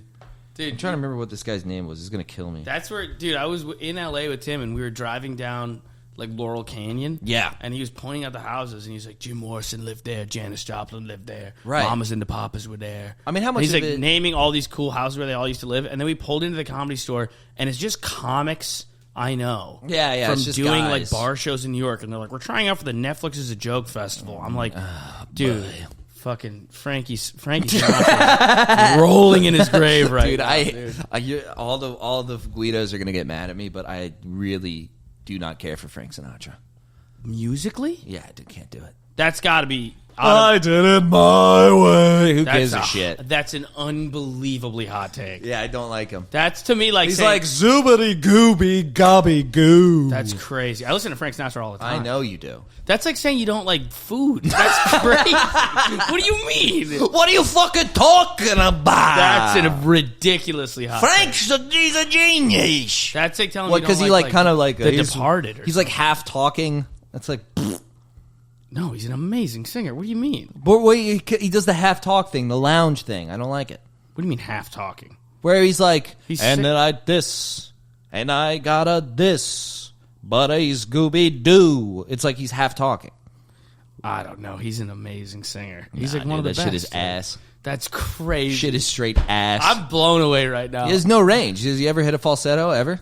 Dude. No. Stop, dude. This is a ridiculous take. Dude, I can't wait for Joe the Jack, comments. you want to weigh in on this? Yeah, how do you feel about Frank? Christophe's wrong. That's hot. That's a hot take. By saying something stupid like I love This you. is one of those takes where I'm like, I don't even know song, if dude. I It's don't like even a know if I fucking- believe you. I can imagine a teddy bear singing this for fucking babies. This is one of those things where I'm like, I think I have to believe you're just being a contrarian because I can't. That's like, what do you mean? By saying It's like going, I think Goodfellas sucks or something No, like that. no. You Try might to be- compare it to something that's not Italian. I mean, all that shit. Christophe, do you like the Beatles? Yeah, I love the Beatles. Okay, good. Yeah. It's like the Beatles are like Parasite. Like I just have something that's objectively. I just don't like it. That's fucking. I think it's kind of cloying and annoying. It assumes You're itself. cloying and annoying. Dude, I feel like Peter Griffin when I did not care for the Godfather. yeah, dude, that's me right now. I did not care for the Godfather. Yeah. It It's too long. assumes upon itself. It insists on itself. It insists upon itself. That's how I feel right now. Yeah. I'm like, dude, this is me. I'm like standing bravely. Yeah, I'm and like Chris and everybody are pissed at him. yeah, dude. Yeah. It's a perfect movie, Peter. Yeah. Peter, what? That's me right now. Yeah, you're Lois. He's one of the best singers of our time, Peter. I mean, he's objectively extremely talented. No, dude, I just don't like it. Damn, dude. What are you gonna do? Dude, you gotta start. We gotta fuck the autism test. We gotta find out if you're retarded. You're a titty obsessed Frank Sinatra hater. Yeah, dude. What are you doing? There's two things I hate. Dude. Fucking, Christophe's the joke. he really is. That's wild. Frank dude. Sinatra. I never liked him.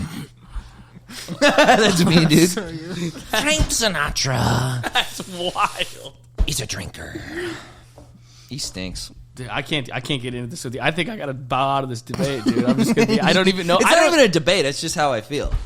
Yeah, but it's just I feel I can- you're so wrong that I don't even have points. I just don't I'm like like he's it. just. What's my point? Joe Jacks, he's amazing. Dude, and it's no, like you're whoever wrong? did. He's got a good voice and good songs. Yeah, but it's literally like it's like being like, dude, the guy who did That's Amore is a genius. It's like it's fucking when It's the moon not hits like- your eye like a big pizza pie. it's it's the not. same vibe. No, it's like liking like Bill Withers or someone who's just No, phenomenal. Bill Withers shits all over Frank Sinatra. That's not true. He makes beautiful songs that are catchy and cool. You've never literally heard My you Way? just described. Frank I've heard Sinatra. My Way. And you It's don't fucking go like, ass. oh, that's literally me. That's you listen to that. No! you listen to That's Life and you just go, nah. I think That's it's bad. life. It sounds like the intro to a sitcom, dude.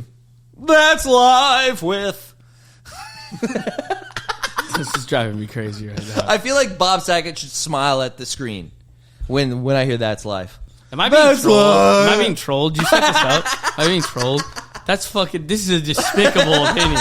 This is just enraging. I'm gonna hit you. What are you talking about? It's Frank Sinatra. What do you mean? He's not good. I don't like it. Oh God. You can like it. I don't care. That's fine. I didn't know anybody disliked him. It's like There Will Be Blood or please. something. No, I mean, I guess so. Sure. Just I mean, it's something very that's popular. objectively good. I don't think it's objectively good. Music can't be objectively good. It's as close as humanly possible. No, if it's you not. It's also harmless. Like That's what I not- mean. That's why it's cloying. It's like fucking eating a tablespoon of sugar. You love sugar. I do love sugar.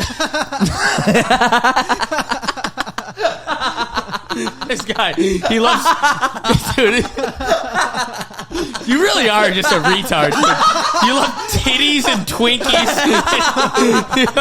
You just want to eat a chocolate chip cookie and look at a pair of tits. It's like you're like living out the movie Idiocracy, dude. It's driving me fucking crazy. God damn it, dude. No. I just want to listen to 100 Gex and eat sugar and play Minecraft. And if I hear Frank Sinatra, I'm like, ew, this is shit. I hate this. I'm like, dude, show me some real music, like fucking. Dude, the other day I was walking around New York listening to Frank Sinatra, and I was like, maybe I'll only listen to him for like a couple months. Yeah, like, dude. I mean, you should just eat a meatball out of a waffle cone at that point. I would love to. I don't need That's life. It's a meatball in a waffle cone. You literally told me our friend Jake was great at singing because he crushed a rendition of Frank Sinatra. Yeah, he is a really good singer. He sang New York, New York to me when I was leaving. He's so good. Dedicated. Jake Ricca is an unbelievable singer. If comedy doesn't work out for him, which I think it will, but he's the only guy whose backup plan is having beautiful pipes. And you thought he did a good job singing Sinatra, but you don't like Sinatra. No, I don't like it. Let's watch some clips. Deal with this, dude. You're driving me insane. This is a fucking insult to my entire upbringing. This is a slap in the face. I understand it. I get it. Oh, I get it. It's like if you said French food wasn't good, I'd be like, what? French food's delicious. I know. Not fucking insane. But I'm saying if you didn't like it, if you're like, dude, croissants are mid, I'd be like, what? I'd lose my mind. There's nothing I can do about it. Yeah, you're right. Anyway, this is who I want. If someone is calling you the R slur, whether it's in person or online, I told you Ray Romano was a great actor. Now tell me, how do you treat women? And see if they can answer your question. Mm-hmm. You may be thinking, what does that have to do with people calling the R slur how a woman is treated? It does have to do on how they treat women. The people that constantly say the R slur has to do on how they treat women. And I'm sure they don't treat a woman very well. Mm-hmm. Making me rethink the way I talk. So how do you treat women? To the point So that after our retard conversation is misogynistic. Yeah, if you say the word retard, you probably hate women. It's kind of true. He actually might be onto something there. Honestly. He actually might be onto something there. Thinking of everybody I know that Dude, says all the R comments word. were so fucking mean. He turned them off, but before they're like, this is true, I fucking hate women, you retard. I was like, whoa! The boys came out in full Dude, force. they were coming out in full force. All right, what else you got? Hello, inside of Sigma Mind here, your skull-faced stoic. I'd like to give you an update on the custody battle and stuff for custody trial on February 27th. But after everything with the protection orders getting dismissed, I had my kids this past weekend for the first time in several months, and it went very well. We got to celebrate Christmas, and they got to open Christmas presents, which was very awesome. They got an air hockey table, they got scooters, they got clothes, they got some toys. We have a swing to hang on our tree in the backyard, so they have a swing to swing on this summer. Mm-hmm. And yeah, they had a really good time. They couldn't really ride the new scooters. They rode them in the house. Just started over from the beginning. There's so much snow and stuff outside. I just love the beginning. Hello, inside of Sigma Mind, who your skull-faced stoic. Can you pause it? Battle and stuff. It's so funny that he's probably confused as to why he's losing custody. Yeah, he has no clue. He's like, this is Dr. Death talking to you. Just here to report that my wife told me she doesn't love me anymore. And I'm just really befuddled by it. It's quite a conundrum. Inside a Sigma Mind. It's just so funny. Court is still set for custody trial on February 27th. They were fighting over that. It's like he watched a Twitch stream with Andrew Tate and Aiden Ross until it just ruined his entire life. Yeah, dude, his brain is just melted. He just watched like gamers and fucking Manosphere content until he's lost every loved one in his first life. Dude. Sigma males always lose the custody battle because women, but we never lose the battle within. Rule number 2 is Sigmas. Real Sigmas don't have full custody of the kid. Oh, dude. Oh my God! Do your kids know how much of a Sigma you are? No, I want them to be kids for now. We can discuss that when they're old. Dude, he's such a Sigma male, dude. All right, we got Chris Collins. Dude, you haven't seen this, have you? No, I just heard tell of it. Volume on, please. Thank you. I think probably because of the money, and I'm not going to deny it. I walk around with $100 bills hanging out of my pockets usually, and try and give it my best shot, because before I ever made any money, it was pretty much big nothingsville. I like girls that aren't too bright because you can trick them a little bit. Jesus. The punk rockers all love me. Those are my big girls, and high school girls love me. 14 to 18, I'm a big star with them. As soon as they, mature, after about 18 years old, they start figuring out that, wait a minute, I know there's better than that out there, but most people don't take me very seriously at all, and I can't understand why. This was on like NBC. Jesus Times Christ. have changed, dude. It's like This was in 1984. just pedophile Chris Collinsworth. Oh, Tom Brady, man. There's just nobody else on the planet that can make that throw. And the way he makes out with his son is just absolutely magnificent. I love that, I love this. He drops back. Yeah. He makes out with his 4-year-old boy. Yeah. It's just absolutely fantastic. The way she scrambled out of my car's trunk is very Mahomey, I thought. Very Mahomes-esque. The way she could wiggle out of my arms. Just out of reach of my prying hands. So here, they're backed up to their own 12-yard line. My favorite number. Inside the 12, that's what they called me back in the day. I like them inside the 18, if you know what I'm talking about, backing them up. Yeah, I'm one of those guys who likes a true freshman quarterback. You know what I'm saying? Yeah, dude. Jesus Christ. Just admitting to it. What a creep. Yeah. It's guess- so funny, like, that's in his brain. Like, he definitely still feels it. Yeah. This person defending him, this clip is 40 years old. It is 40 years old. He says they like him, not that he likes them back. Oh, boy. I mean, this is brutal. Dude, the alpha male content's getting weight. It's getting so deep that we're just defending. Just openly being like a Child pedophile. It's Just being like, I am a pedophile. It's chill. Yeah. But it's 1984. This is way before pedophiles were a big deal. Yeah, I mean, Yeah. I mean, this is I ancient do think history. back then that That's this true. was normal. It wouldn't be I that think crazy. he's not normal, but I think like talking about it wasn't as crazy as it No, is now. you can't say now anything half this crazy. No. But I guess in 84, you could... my mom went on a date, a double date with him. Really? Yeah, because she was dating someone on the Gators. You feel like she was in 8th grade? Yeah, she was 12. She was dating like one of the players of the Gators, and this is when he was on the Gators. Yeah, He's a wide receiver, I guess. Damn, dude. Your mom was dating the Gators? Yeah, she was dating like an O lineman, I think. That's hilarious. Big hoes. He's a real man. I think it was an O lineman. Nice. Dude. Yeah, and she also saw like Tom Petty like start, because this is like Gainesville in the early, in 1980. Yeah, I met a guy. He was doing a show. He was a old like burnt out rocker guy, and he was doing a show in the middle of the day on like a Thursday in St. Augustine at this upstairs bar for about 7 people. Yeah, he had the sickest stories about Tom Petty and all them. Like he was friends with all them. He was like, Petty was a little fuck, man. He was my boy wanted to kick his ass because Petty was talking all that nonsense he always talked. And I had to make sure my boy just kind of stayed on the other side of the bar. What kind of shit was he He's talking? like, Petty was a little asshole. He's like, your band sucks. But he was kind of giving it up to him though. He's like, I remember I was in the airport one time. I looked down at the magazine rack, and there's Tom fucking Petty on the cover of Time magazine. I'm like, well, goddamn, Petty's famous. His name was Dean, dude. Shout out Dean. Shouts out to Dean. Dude. Yeah, he was talking, and then I was like, so curious. I was like, why did Tom Petty succeed? And he was like, he just never had like. I would become an electrician for a couple years, and then I would go back to making music, and then I had a job as a landscaper. Yeah. Tom was always kind of just strumming his guitar. Yeah, true. I think about that stuff all the time, because like I've heard this like no backup plan type thing. I feel like it's been bastardized. Plan B type shit.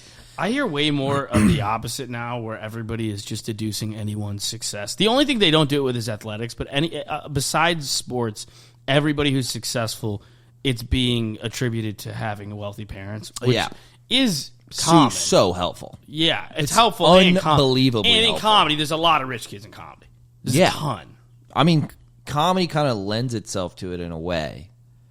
Yeah, I get what I get. Music you can do like by yourself in your room or whatever. Like there is an inherent cost, especially like you have to go to New York. You have to like do live in expensive places. It also kind of annoys me though because I'm like you're just not accounting for any black entertainers. Yeah, true. I'm like Earthquake and Bruce. I do not think are trust fund babies. No, Cat Williams. Cat Williams and Kevin Hart are not trust fund babies. Yeah, no, not at all. So it's like it definitely helps. Yeah, what do you don't think the Plan B? How do you feel about that Plan B thing? I just don't know that. Plan like, B I think it's up your Plan A shit. I've heard people say that kind of thing, but like, I'm like, I don't know. I've heard Plan B people do fine. Like, I mean, Jim Gaffigan was a lawyer. You know, it's like so was Geraldo. Geraldo was a lawyer, and then I think Michelle comedy Wolf went well. was working for like Goldman Sachs. Yeah, she was like killing it in finance. Right, and then she just did well. I mean, these are also really smart people. Yeah, I think that matters too. It's like you can have no Plan B, whatever you want to talk about. If you're like a fucking idiot, it's just not going to work. Yeah, I think you either have to be very talented or very smart, or some mix or of the both. two. Yeah, because it's like I think I get it because we've put out so much terrible stuff. Yeah, like media and entertainment. There's been so many bad comedy specials and terrible movies and bad albums, everything in between. But I think like talent is underrated. Yeah, cool. I also don't like the hustle thing. That's kind of over. Everyone's like, I think the kids younger than us, like Gen Z or whatever, are like a little more nihilistic. But when it was like Gary Vee was big, I was always like, this is not accounting for the fact that you have to have like top percentile ability in whatever the field is. Right. It's like if you have like rich parents and you work very hard and you're talentless, then it will probably work out for you. But it's like you got to have two of the three. Like, you know what I mean? Yeah, like, and that guy had rich parents, Gary Vee. Yeah, but I'm no, also he worked for his dad forever. It's like, okay, well, your dad had a successful business. Like, yeah, that's one thing. But part of me is also like, you also built like a $2 billion media company. You probably have an insane business acumen. Yeah. And you also probably a really high IQ. You're probably just a high-performing individual. Yeah, it's a mix of, like, smart, lucky, and talented. It's like... I think if you raise the minimum wage or just wages across the board, all of these debates would go away. I think if people could just make enough to live comfortably at a whatever job, more people could, then people wouldn't be so pissed off about successful people thinking that they're like Nepo babies and stuff like that. Like I think there wouldn't be all this. There wouldn't be a bunch of people trying to grind their way into being an entrepreneur, and there wouldn't be so many people like you fucking daddy's money piece of shit. Like it would eliminate all this if everybody just could live comfortably. There'd be less resentment if everyone had a bunch of money. Yeah, for sure. But everybody doesn't have to be rich. No. Most people don't even know. Like, I think the average person can't comprehend what it's like to have $10 million. They don't know what that means. No, I have no idea what that means. No, it's not like... Not even $1 million. Yeah, it doesn't... $500,000. $57,000. I mean, no, there's no way. I mean, it just doesn't make any sense. Yeah, dude. The government's got to do something about that. I do kind of stand by, like, UBI shit as much as, like, Andrew Yang is goofy. I think he's pretty much was right about automation and AI. You're going to need it, dude. Yeah, pretty much. Automation is going to spike in the next couple of years. Yeah. It's already... And people already aren't getting paid enough, and rent and mortgages are way too high. Yeah. So I mean, it's abysmal. Housing is abysmal. People are like, you can't afford to buy a house. I'm like, dude, a lot of people can't afford... Rent's unaffordable. Yeah, rent is unaffordable. Yeah, it's really fucked up. It's kind of crazy. It's the worst thing ever. And that's why everybody's pissed off. Like, so many people are pissed off. Every time they see someone... And I get it. You don't want to see a successful guy tell you what you got to do to be successful. It's kind of some people, but there is like an inverse to it, like a suck it up buttercup type, pull you by your bootstraps thing that like people are marketing towards, and it's always a grift because there's always like a class at the end of it. Like it's a classic move. It's just like, oh, I'm a real estate broker, and I make $1 bajillion. Here's my Bugatti that I rented for a TikTok, and give me $1,200 a week to tell you how to like scam the IRS, and you're like, what the fuck, dude? Yeah, it's also like I like stuff where it's like a guy who succeeded talking about what he did to succeed. But I'm also on like a path of a very specific thing I'm trying to do. Yeah. I'm always like, this is completely unrelatable to a guy who's like a roofer trying to make ends meet. And no, I don't really know who it's for. It's especially not for, most people. I think it's like a fantasy that they live out, like for the most part. It's just to entertain some little part of your mind that, thinks that, I appreciate what he's saying. I'm like this guy, whoever it is. Yeah. Andrew Tate, Liver King, all these fucking freaks. whoever it is, it just appeals to like your little like, comparison part of your brain or whatever. Yeah. If you align yourselves with them, you're also successful somehow. Yeah, I just get, sometimes it frustrates me where I'm like, it takes a little magic away from it if everybody thinks that every successful person in almost every field is there due to like unfair circumstances. Yeah. I get how that could be your breakdown, but I'm like, that's probably not good for a society for everybody to think the only way to get to that level is to have an unfair advantage from the jump. I think every advantage is unfair. Yeah, I'm like, why are you not... It's all arbitrary. Yeah, Tyreek Hill has an unfair advantage over me. Yeah. He has... Yes, he's a huge cock. He's massive cock, thick balls. Fucking thick balls. Like the ball's skin is thick. Yeah, it's dude, like leather. Balls. I could get stabbed in the balls, I'll die. He could chew it like a piece of gum. And he wouldn't even notice. You know what I mean? Yeah, no, I guess it's just frustrating. I've gone through periods of that, though. It's frustrating, and when you find out comics, like, I remember hearing this girl was just like, her parents had like oil money, and they just paid for her to have the best publicist possible. Yeah. And she was just all of a sudden doing great when we were all like doing shitty bar shows. Yeah. And it was pissed me off, but I'm like, yeah, I mean, you get stuck in that, infuriating. you're just gonna fucking hate yourself and everybody. Yeah, you're just gonna be really pissed off. No, I mean, you should like understand logically, and then just kind of try to like put that into your brain and understand it, and be rational and calm about it. Like, but getting emotionally worked up over it doesn't really. Yeah, it's also like, well, that's not happening for you. So right, you have to accept it. That's what I mean. Yeah, I'm not going to get the publicist that costs whatever. Yeah. So, what are you going to just fucking scream at the sky? Yeah, I know. There's no one to really scream at. Yeah. You just have to curse God for making a world where some lady, has oil money. Yeah, but I guess maybe there's no like vertical, there's not that much room to move vertically in whatever their career path is, so they don't have the option to like try to work their way out of their frustration. Right, sometimes so it is totally stodged up, and it's like, dude, it's completely occupied by people who cheated their way in, or not cheated, but had a ridiculous privilege to get in. My buddy works for a bank, and he does a really good job, and I don't understand why. It doesn't seem to be that there's some path for him to move up. Yeah. And I'm like, I don't know enough about 9-to-5 culture to know, like, why can't he... I'm like, if you're doing... He's always like, I got a bonus, I did this, I got that. I'm like, so why are there not these other levels to get to? Sometimes, I've heard of this just through my friends who work corporate jobs. I really haven't had a real one, but there is a level of you're good at your job, so they don't want to promote you. Because then they have to find someone to fill your position. Interesting. And there's some... Like, there's I forget his name, but it's like Darwin's Law or... Charlie's Law, I forget what it's called, but people tend to, in 9-to-5 corporate environments, they get promoted until they're at a place of incompetence. Because if you think about it logically, I'm really good at job A, now I'm good at job B, now all the way up to senior manager, I can't handle it. Though that's where you stop. I think some of it's also that you'd have to switch employers. Because the same friend I had, like, he switched employers, and his salary went up by, like, 60%. It's really like, shitty. So you'd have to go... So it's like, that whole, like, staying with the company and working your way up from bellhop to senior VP of sales, like, that's dead. over. You almost have to go back and forth between a bunch of different companies and go, hey, I was crushing at that one, making $80,000. I want to make $110 at yours. This is also like a boomer take of like no one sticks at a job anymore, and it's like, dude, no one gets promoted either. Yeah, no one gets raises either. Why did they make like these office jobs as soul sucking and depressing and bleak as possible? Yeah, it's like they went out of their way. It's unnecessary. Yeah, I had a thing about that. I had an old bit about it. It never really worked, but I think it's a good observation. Was I worked at a call center, everything was gray. I asked my manager, why is everything gray? And it's like, so it's less distracting.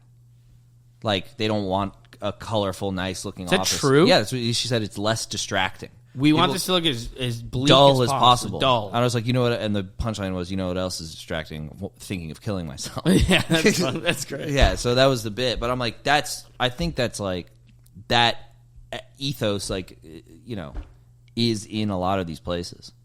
Yeah. I mean, that's a call center, too. It's a miserable existence. Wasn't there a statistic that, like, more money was inherited this year for the first time than generated? Yeah, I don't doubt it. I think it was the first time ever, though, that more money was inherited. The gap is getting worse. Bernie was talking about it, like, 12 years ago. It's getting worse. So I guess the top positions just get kind of gated off. They consolidate. Yeah. And then that trickles down. Turning $7 billion into $8 billion is infinitely Most of the wealth easier. accumulated by new billionaires came from inheritance. Yeah, there's no new billionaires. Overtaking self-made wealth for the first time in 9 editions of the study. The report estimated that more than 1,000 billionaires are expected to pass on $5.2 trillion in wealth to heirs over the next 20 or 30 years. That's wild. Yeah, I mean, that money just exists somewhere, and there's still, still rent is expensive, houses are expensive. That kind of sucks because there's no way to... What are you going to do? No, I don't know. You'd have to kill these people. Yeah, you should. That is something that I've talked about with my buddy Jared. I was like, it's crazy no one's just fucking iced Jeff Bezos. Like, no one is even... Everybody's too fat and lazy. Dude. Yeah, they're too mean. Just eating garbage. That was funny. I saw this retards on TikTok. They don't have the gumption to kill someone. I know. People don't have the fucking... People aren't in shape enough for an assassination. There's no assassins. They don't have anymore. assassination. I miss when fitness, I miss assassinations. Yeah. There's not even been an attempt since Reagan. That was a failure. Dude, I was thinking about like what we eat the other day. I was like, every picture of my dad or any of my friends, any picture of like my dad or his friends or my buddy's dads, when you look at them, they were just all like lean with 6-packs. Yeah. And I'm like, now you only see guys like that if they're like specifically bodybuilders. Yeah, they're like into it. We gotta be. It has to be an interest now. Yeah. I think that is trending better. I think health and fitness are trending better, especially for like younger people. I think it is better. Yeah, but it I almost don't has know to be the done in like statistics on it. You have to abstain from stuff. Whereas I feel like then they didn't have to abstain. My dad drank like a maniac. Yeah. I'm like, he probably was just not eating poison. Yeah, he was probably just not eating that much, or like portions were normal, or he worked a physical job or something, That reminds me, dude, my grandpa, he was like a marathon runner. 1 in 5 people surveyed say they're fitter now than before the pandemic. That's not me. No, I got pretty fit during the pandemic, and then I gained it all back here in this fucking Ratville.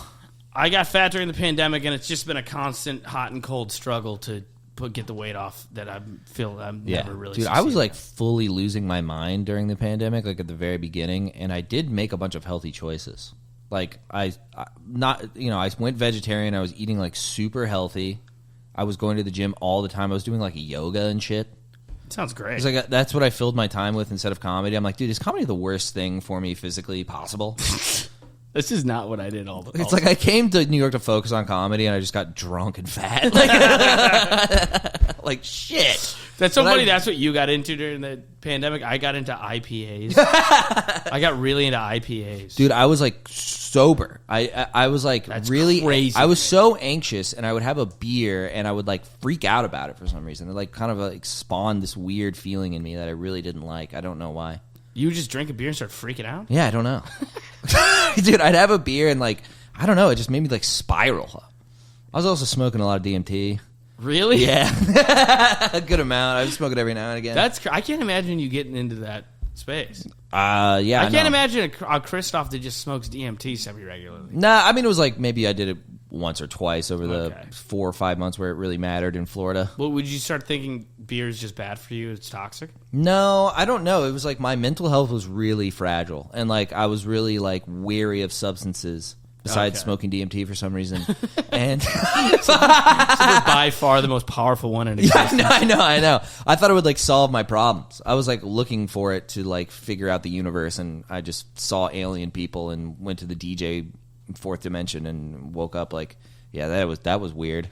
Didn't solve anything. There was something actually kind of beautiful about it, because I wrote down all these things about like my life that I was like upset with, or like what I was like, do I really want to be a comedian, and like why am I so jealous of my friends, like these kind of questions that torment me. And I wrote them down all on a piece of paper, and then I smoked a bunch of DMT. And I literally, my DMT hallucination was that I was in like an impossibly shaped like 4D cube room that had moving lights all around it, and there was a DJ who looked like a goblin. And I had this feeling that they're like, "You're back, welcome to the party, woo!" And I was like, "Whoa!" And then I woke up from it, and I read the thing and just like laughed out loud. Like, these are stupid. I was like, "What a fucking like, what the fuck did I expect?" Back hang out with my friends. Yeah, I was like, I gotta go back to the fucking goblin DJ. He was on the ones and twos. So I was like, okay, well, that didn't help at all. It just literally, you're like, I'm going to solve all these really deep-seated personal problems and flaws of my personality. Yeah. And you're like, I went to a goblin DJ party. Not much more. Yeah, That's literally. pretty much it. Pretty much saw the goblins and the DJs. Yeah, it was very strange. And then there was a guy who looked like Gumby, who was like dancing like this and like all in my face, like, "What's up, bro? Missed you, dog." They had that energy of like, we love you, we miss you. It was very strange. That's so weird. And they're like, it felt like I'd been there before. Like I came back to a party I was invited to. I don't know how I would handle this. You got to do it, dude. You got to smoke a big fat crack pipe of DMT. I think the regular world is good enough for me. I think I'm okay. I don't think I need another place. I'm pretty cool with this. That's fair enough, dude. You are there for 10 minutes, though. It really does. But feel doesn't like- Yeah, it dude. feel You should like smoke DMT, right? What? He should, right? I see it as so much less of a commitment than like acid. Yeah, it acid, you're there is. for 12 hours, and people say like, "Oh, doesn't it last 3 years?" I've never smoked DMT and thought like I was there for too long. I've always smoked it and felt like, "What the fuck was?" I gotta go back because I don't even know what I just saw. It's You're like a dream where it's like it might. A lot of things might have happened, but it's like ephemeral and like the and amount you of forget time. it like But pretty soon after it ends. Yeah, it doesn't distort the passage of time. Yeah, it does. Oh, Well, so I while was you're listening- on it. I was listening to a song, and but then that it was what doesn't kept feel me- like 10 minutes. Yeah, I guess so. I don't know. I've had one moment. It was that right before I went to the DJ world where I looked at my hand, and it has this thing of like, there's no ego, so you're not. There's no Christophe, there's no I, there's no self, there's no like identification. You know, you just feel like an animal, like a body. You know, and you're like, you're in the moment, whether you like it or not, kind of thing. It's hard to explain. It's like ego death shit or whatever. But I looked at my hand. I was like, whose hand is that? And I'm like, where am I? You know, nothing made any sense. Like my like ability to like think was like melting away. And I had a split second of going, how long have I been sitting like this? Is this? Am I stuck like this? What's been going on? And then I passed out and went to the DJ world. So I'd recommend. I think you should do it. No, dude, it's fucking bananas. It's Yeah? so crazy. So crazy. Did you like looking. it? It's not even like or dislike. It's Yeah. like if you like went to another dimension. It's overwhelming. Yeah, It's just Yeah. nuts. it's confounding. It's It's, nuts, like yeah. amazing. It's It's like alien. the feeling of like awe and amazement. Like, yeah, it's that feeling as intense as you can possibly feel. Like, like the first time I did it, it felt like I saw a nuclear explosion in front of me, but it wasn't going to kill me. I was just like, wow, like wow, like. I remember comparing it to like a genie. Like one of the times I did it, it was like I rubbed a genie's bottle and the genie came out, but it looked fucking nuts. But Christophe's right that it's not any deeper than that. Yeah. It's like Yeah. it's just really crazy, and Yeah. And I always it's hard to thought- come up with any explanation for what it is. I always thought when everybody was like, you go to the spirit world, there's another world out there. I'm like, aren't you guys all just having the same experience on the same drug? I think sometimes Like, aren't there's- you having similar experiences? Yeah, but on you the just same- got to do it because it's not like it just looks crazy. It's just crazy, and Yeah. and certain things are constant. Like I saw a woman, and then I talked to my buddy who's like, "Oh, I saw a lady too." Yeah. and so we both. But I also saw jesters before, like little clowns Yeah. who were like, because I didn't smoke that much that time when I saw clowns, but How much did you? I don't even know. Like I couldn't measure it really. It's like hard to do it right too, because like you can get it too hot and then it burns off like too much of it and you don't get as high, or you can get it too low and you don't smoke it. Like it's kind of hard to do it right with like a torch and crap. And that was one time we did it that way. But I remember, yeah, it was just like I went to this like art museum and there were like funny installations, and then there was these clowns bouncing around and they were like. So it's just, but I think it's just interesting to know that your brain can make that with the right chemical. That sounds kind of sick. It's crazy. Like even if you just take it as like very rationalist, very Can scientific. you picture freaking out on it? Yeah. Oh yeah. Oh yeah. Oh yeah. But it only lasts 15 minutes in the real world, Interesting. so it'll go away.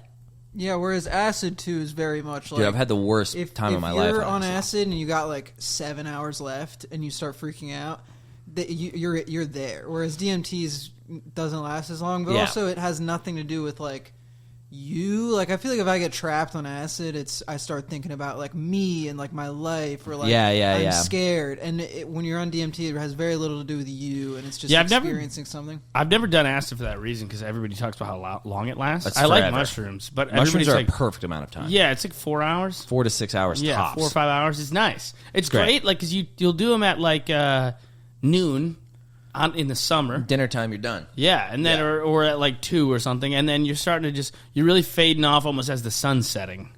It's kind Yeah. of nice. It's like a little day. So great. Acid Yeah. does feel more like a journey, though. Like, you get to the end of an acid trip, you're like, Who dude, was you remember I the before? fucking grocery store, bro? Yeah. Holy Yeah. shit, I can't What believe, the hell? can't believe all that stuff happened, dude. Yeah. We went to Dollar Tree. Yeah. Dollar Tree was crazy. Dude, yeah, I remember. Yeah, no, I had some great times on acid, but every time I had a good time on acid, I was alone though. That's bizarre. Isn't that weird? Crazy. Yeah, I loved it. I would do it. I did it twice by myself in high school, and it was like the best time I've ever had on not any drug, but Really? on acid was the best time. I was just sitting on my back porch. I was like with my dog, and like just staring at my pool light, and it looked insane. And I was just like, I don't know what high school thoughts I was having. I was listening to Brian Jonestown Massacre. I don't know if you know that band. No. Great band. Nice. They're awesome. It's like psychedelic rock. Sweet. I was like, this is incredible. That's nuts. Do you tend to enjoy, like, being by yourself normally? Me? Yeah. Yeah. That's why I'm too scared to trip alone, is because I'm like, I don't really like when I'm alone normally. No, I think I just felt really safe because it was like, I took it like at like 8 p.m. and my parents like go to bed at like 9 or 10 or something like that. So like I knew by the time I was really feeling it, they'd be in bed and I could just have the house to myself. I was just in my room listening to music. I sat out, in the middle of the night just looking at my fucking pool lights dance. Sounds pretty sweet. It was fucking amazing. I think I've always hated being alone, and now I actually really enjoy it. But I forget that I enjoy it now, and I have habits built where, like, if I have too much time alone, I just call someone. Call a friend. I do that too, yeah. I like always would just call someone, hey, what's up, dude? Start talking about something that went on, or like something funny happened in a group text, I'll just call a friend. Yeah. Or I'll like, I don't know. Just, Yeah. I think you with guys my are a girlfriend and little- with buddies of mine. Like when I do get time to be alone, I'm like, this is awesome. Yeah. But I'm so used to all the years I was terrified of being alone. Yeah. That I don't practice it enough. I think as you get older, like people balance out whatever, like, because I was like much more introverted in high school. Like I didn't want to talk to anyone. I didn't want to, whatever. Like I didn't really do too much social stuff outside of school, and I wasn't really that bummed about it most of the time because I would just go online and play video games or whatever. It was like chill like that. But now that I've gotten older, I can't be alone for more than like a day. Like yesterday, I was like basically completely alone. Yeah. I saw my roommates a bit at night, but that was it. I was like, that's fine. I don't really need too much more than that. Damn, dude. Yeah, I'm a Sigma male, dude. I'm a lone wolf. Damn, dude. We got fucking deep right now. Yeah, we got deep as We just hell. got deep, dude. We got AA deep. Just got deep, dude. Just So gonna do deep. DMT. Find out I'm gay. Yeah, you got to smoke some DMT. Find out you're gay. Find out I'm retarded. You just come out of DMT world like, I can finally stop pretending. Man, that felt like forever. I went to a world that was nothing but candy. Is the candy world real? Everything was made of chocolate. And man, it felt like I was in there for years. And our friends, and I done it one time before, and the friends Yeah. were there, and then this time I went back and saw the same friend. Oh my god. all right, we want to wrap it up, dude. All right, dude. We'll be. Yeah. You got any dates to plug or anything like that? Nah, dude, no, I'm good, dude. Actually, I think I do. Hold on. I don't know. It'd be sick if someone came, but that'd be wild. Titty fucking subreddit. No, dude, nice. I love that stuff. That fucking. That's got- crazy. Whoa, That's ridiculous. I've seen her. I like her. All right. Anyway, so March 6th and 7th, I'm in how do you say it? Minneapolis. Go see Christophe. I'm in Kansas City a couple days after that. Just early March, Minneapolis and Kansas City. Nice. So just follow me on Instagram, Christian Official. I'll put it on there. It'd be easier. I don't think I have really any dates. I'm doing the Wilbur with Tim. Hell yeah, dude. So, dude, tickets aren't moving. You can't even listen to the podcast. Tim's like, we need your help. Tim's like, can you plug me on your podcast? Please. What's it called? What's it called? Tough Time? What is it? I don't Rough know, sex. Dude. Hopefully, I'll see some of the boys if you're Tim Dillon fans, maybe at the Wilbur. But I Yeah. got no dates of my own. You want to come see me in New York? Just hit me up. Shoot me a little message. Yeah, dude.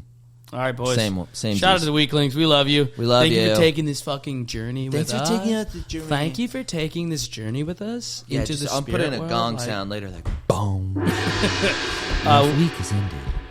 Rough week, mate. Breathe through your nose and touch the tip of your penis. Hey, man. We'll see you next week. Big up the whole island. Yeah, big up the whole island, man. Yeah, brah. That was definitely the longest we ever did. Yeah, do you know how much time that was, Luke? Or 2 hours.